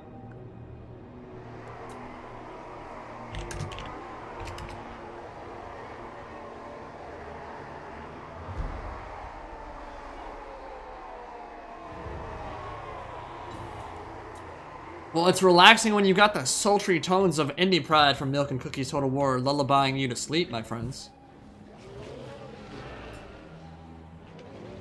I'm gonna start doing some ASMR content soon. I'm gonna put on a nice shirt that shows my boobs. I'm gonna seductively suck on a banana with the camera zoomed in so you can only see my lips and hear me making horny sounds. I'm just gonna go to town. Make some juicy ASMR content for you guys. Does that sound like something you'd be interested in? Okay, builds. Sounds fun, right? Man, I'd have so many more viewers if I was a booby streamer. Why isn't that a thing? Got Sisters of Avalorn, Storm Riders, Silverhelms, Swordmasters of Hoeth, Flamespire, and indeed a Princess on a Moondragon for the High Elf. So, bit of a flying goon squad there with the Lurin Reaver Archer support on the flanks. Feral Hydra for the Greenskins. Yeah, OnlyFans soon for sure. Savage Orc frontline, a lot of Orc boys as well. Night Goblin Archers, Night Goblin Fanatics, like 3 or 4 of those. And, what do you get for his lord? Goblin Great Shaman, okay. I don't remember this being a thing. I thought one of the colors was orange. It's weird that it's showing 2 as... One's like light blue and one's a little bit more teal, but it looks really similar.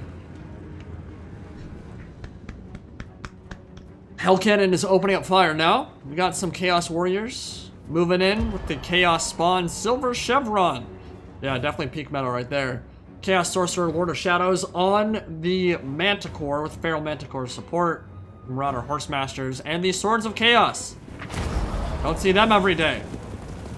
They lost their bonus versus infantry, which is a good thing for them, because now they're better against all targets, which is kind of what you want from them. Hell Cannon doing some good damage to Savage Orcs in the front lines. This map maybe won't look amazing on YouTube, just because it has so much fog, which gets artifacted worse in terms of quality, but... Lizardmen and Android Poetry, Saurus, front line. Very blobbed up in the trees right now to protect themselves, but might end up causing himself more damage from those bolt throwers. Umbral Tide moving up as well. Riperdactyls overhead with the Colossadon Hunters, which we have seen many times today. And a Red Crescent's King Chief on a Riperdactyl as well. Or Pterodon, rather. Wait, which one? Do they have Riperdactyls as a mount? I don't even remember. I haven't seen one of those guys in so long. That's a Riperdactyl, okay. Probably better than Pterodon mount for sure. And looking like Greenskins are about to clash with the Chaos front line. Savage Orcs moving into melee. Got some Durkat Squigs following it up as well. Chaos Warriors in the center. they'll be a problem for this greenskin front line for sure. But Dirk and Squigs are really nice. They're kind of well, against Chosen, they won't quite be a great equalizer. Chosen are tanky. They should be able to push both those units back. Feral Hydra nearby, might try to go for a breath attack. Chaos Spawn ready to go in as well. And the Manticores dealing with the Spider Hatchlings in the rear. They got a lot of those WoW exclusive armies in this Trials of Tzeentch game. Rain Burst are coming down on the Mirror Guard. Hell Cannon continues to fire and already up to 55 kills, wrecking Greenskin infantry. The Chaos Warriors also got wrecked themselves by the Night Goblin Archer Fanatics. And the Chaos front line is actually pretty weak. Kind of surprised this is his whole army. It looks really small. Tiny even, just because the Swords of Chaos, I guess, are so expensive. Over on the other side, Lizardmen and High Elves are going at it. Umbral Tide shooting in on the Princess, on the Moondragon. Flamespire Phoenix coming into support as well. Oh my god, look at the damage from 2 units of Salamander Hunting Pack. That is brutal. Yeah, only 60 armor. That is actually, I believe, I think that's less armor than the normal Moondragon gets. I could be wrong on that front. Either way, I mean, all that anti-large and flaming damage really messing them up. Red Crescent's Kink wants none of that action. I would not be taking this fight, but at the same time, it's probably a good trade for Lizardman. Even if you lose your Red Crescent's Kink Chief, you're still destroying the dragon, and you're destroying the Flamespire, so yeah, they need to run away and get some heals if possible, but I've not seen any casting on the field for the High Elves. There's a problem in their first free-for-all as well. Swordmasters should do well versus Saurus, but the problem is there's a Solar Engine or Basilodon Arc of Sotek there, which does great versus blobs. And now with the Colossadon Hunters charging in from the rear, even though their charge is blocked by the Basilodon, the Swordmasters won't be around for too much longer. Phoenix getting beat up pretty bad. Lord is routing off. Armored Scarab is in last place and looks like he's getting rolled by the Swords of Chaos and Manticores at the moment. It's actually my bad. And the reason the armies are looking tiny right now, I went for 12,400, which is the default multiplayer setup. I think 17,000 on Ultra is actually probably better for interesting free-for-alls with Trials of Tzeentch, but we'll make do. Greenskins have some stuff alive, and they have a full unit of Black Orcs, so they're actually okay. They just didn't commit much of their infantry, so interesting play for sure. Probably a good idea to run away from that Hell Cannon at this point. Man, 138 kills already. So scary. And the Feral Hydra, not long for this world at this point.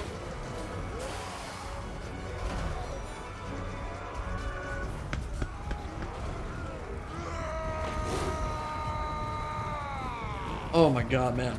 Yeah, we're super done after this game. I don't know what's wrong with me. I feel like shit. This is actually the worst it's been. Oh. But that's how much I love you guys. I'm braving through it. Such a brave Sir Indie Pride to bring you amazing content. Talking right now is actually hard. Alright, so we got Blessed King Skirmishers firing in on the Swordmasters of Hoeth. There we go. That's a nice burp. Oh, yeah. Oh, get it out. Get it all out. Oh. I'm sorry, guys. I didn't want it to be like this.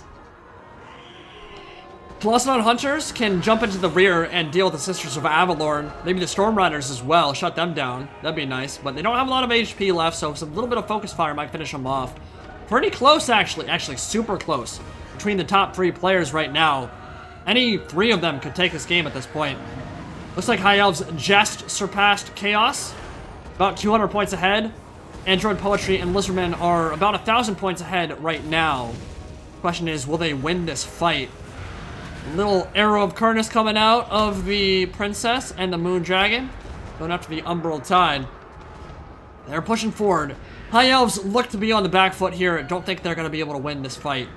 And that means Lizardmen will take a commanding lead. With that said, though, Greenskins are kind of, they're going to throw a wrench in everybody's plans here because they have a lot of infantry. Will that end up being fodder for spells and breath attacks, or will it end up making an impact? We'll find out. Manticores can't really fight Black Orcs super well in sustained melee. See how that goes, but Chaos has some infantry left, and they still have their Swords of Chaos, too. Mirror Guard and Hell Cannon with a bunch of kills.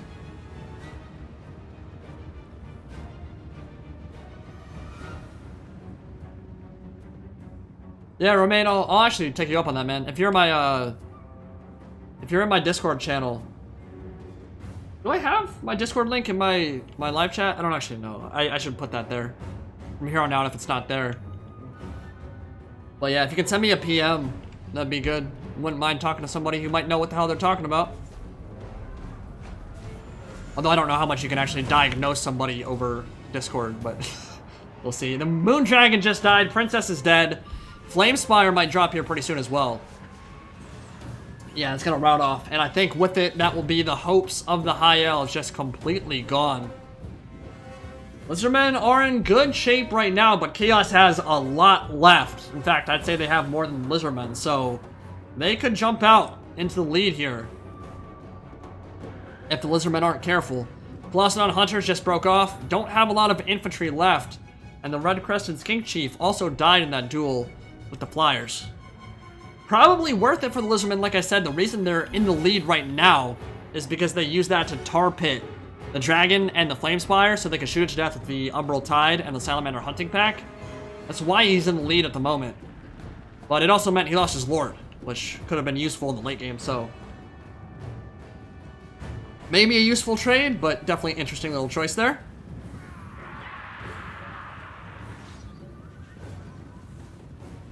Maybe a dumb question, but as a YouTuber in America, is going to the doctor expensive, or can you still insure yourself for healthcare? I have to go through private healthcare. Well, it's actually not, I don't know if it's technically private right now. I'm doing the ACA, the healthcare thing that goes to the government. You can go for private as well.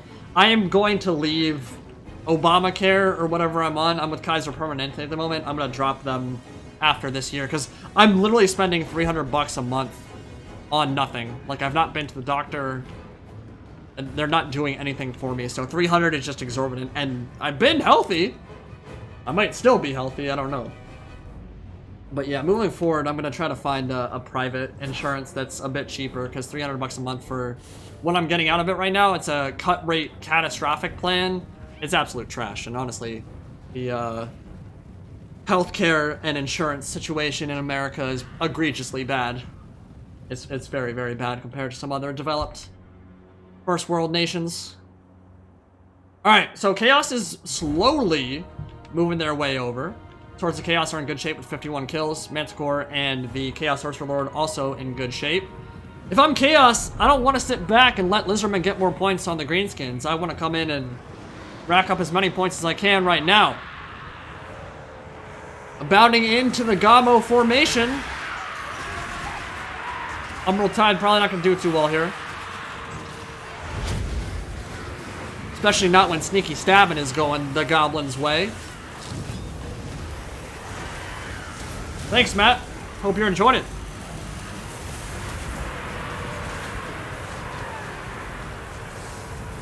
Yeah, I don't think any of us, if you're like 25 or younger right now, or 30 or younger right now, I don't think any of us are gonna get Social Security in our lifetimes. I think Social Security is dead in America at this point. Big swarm of Night Goblins coming in on top of the Basilodon, Orca Sotek, which is actually exactly where that thing thrives. But don't even try it is cast on it, which means it can't use its ability to clear out all this chaff. It's actually very good for killing units like goblins. Nice bit of shades coming down from the Chaos faction. They are roughly 1,500 behind at the moment, but they've got the healthiest army on the field by a long shot, and I think Chaos is going to be able to win with this one. Just coming in. Bonesaw is ready. Plummeting off Hell in a Cell from 20 feet up into an announcer's table. Rear charge and finish off the Lizardmen right quick. They're going to come in, sweep up the Black Orcs, get some more points by killing the Goblin Great Shaman, and they're going to win this game.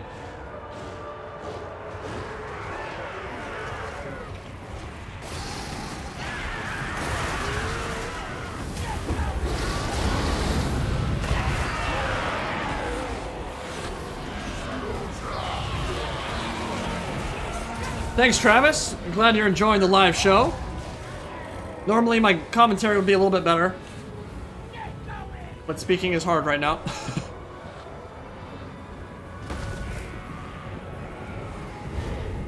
Big charge coming in from the Warhounds and from Night Goblin Fanatics. And it's looking like Chaos just needs to finish off that Skink Chief. And that'll be it. Swords of Chaos are just hanging out in the back of the map. Not really sure why, but the charge from them. That is your game. That is Chaos in the Ascendancy and the Ruinous Powers. Gonna take the free-for-all convincingly. I think they'll be up by around 4,000 points when all is said and done. More like 2,200. It actually surprises me how little points he got there for being last man standing. Usually it's more like 3,000, 3,500 if you have a decent amount of your army left, I thought. But either way, it's 2020 did quite well here. Swords of Chaos did great. The Hellcannons were disgustingly good. And his Sorcerer Lord, 280 kills from Pit of Shades and Penumbral Pendulum. To be fair, a lot of that was on Chaff. Well, that was on Night Goblins and such, but really well played from him. Android Poetry in second with almost 12,000 points. We got Nathgarin and Armored Scarab. Yeah, Greenskins build, not the best Trials of Tzeentch build you'll see. I mean, like having Spider Hatchlings as your cavalry force is a little bit rough. The Wicked Squigs are a great unit, actually. They can be quite good against Chaos, but if you leave them in sustained melee with Chosen, they're not going to end up doing too well. Even if they do have support from infantry, probably just want to charge and cycle charge again. You don't want to keep them in. Or just rear charge and then get the hell out of there. But yeah, his infantry was really nothing to write home about, and we saw that there. I mean, they couldn't deal with the Chosen, the Mirror Guard, the Chaos Warriors, or the Chaos Spawn. So, I am going to go drink some Pepto-Bismol and get some food in me, which will hopefully help a bit. If anyone actually is a doctor or nurse and knows what the hell they're talking about and can maybe try... I'm not super worried about this, I'm really not. But I wouldn't mind trying to diagnose it if we can, because I don't like going into the doctor, but I will if I have to. Seriously, don't worry about me. I'm not actually scared at all. But yeah, we'll try to get that sorted out. PM me on Discord if you can. And I will see you all in the next video. Hope you guys enjoyed the stream. Thank you all for the donations. Very much appreciated. And got plenty more content on the way. A lot of fun things happening for Warhammer 2. And Vermintide 2. Because remember, Barden and his new class is coming out probably sometime in November. And Chaos Waste hopefully sometime in December. But yeah, I'm going to call it there. See you guys next time. Have a good night. Be safe. Peace out, A-Town.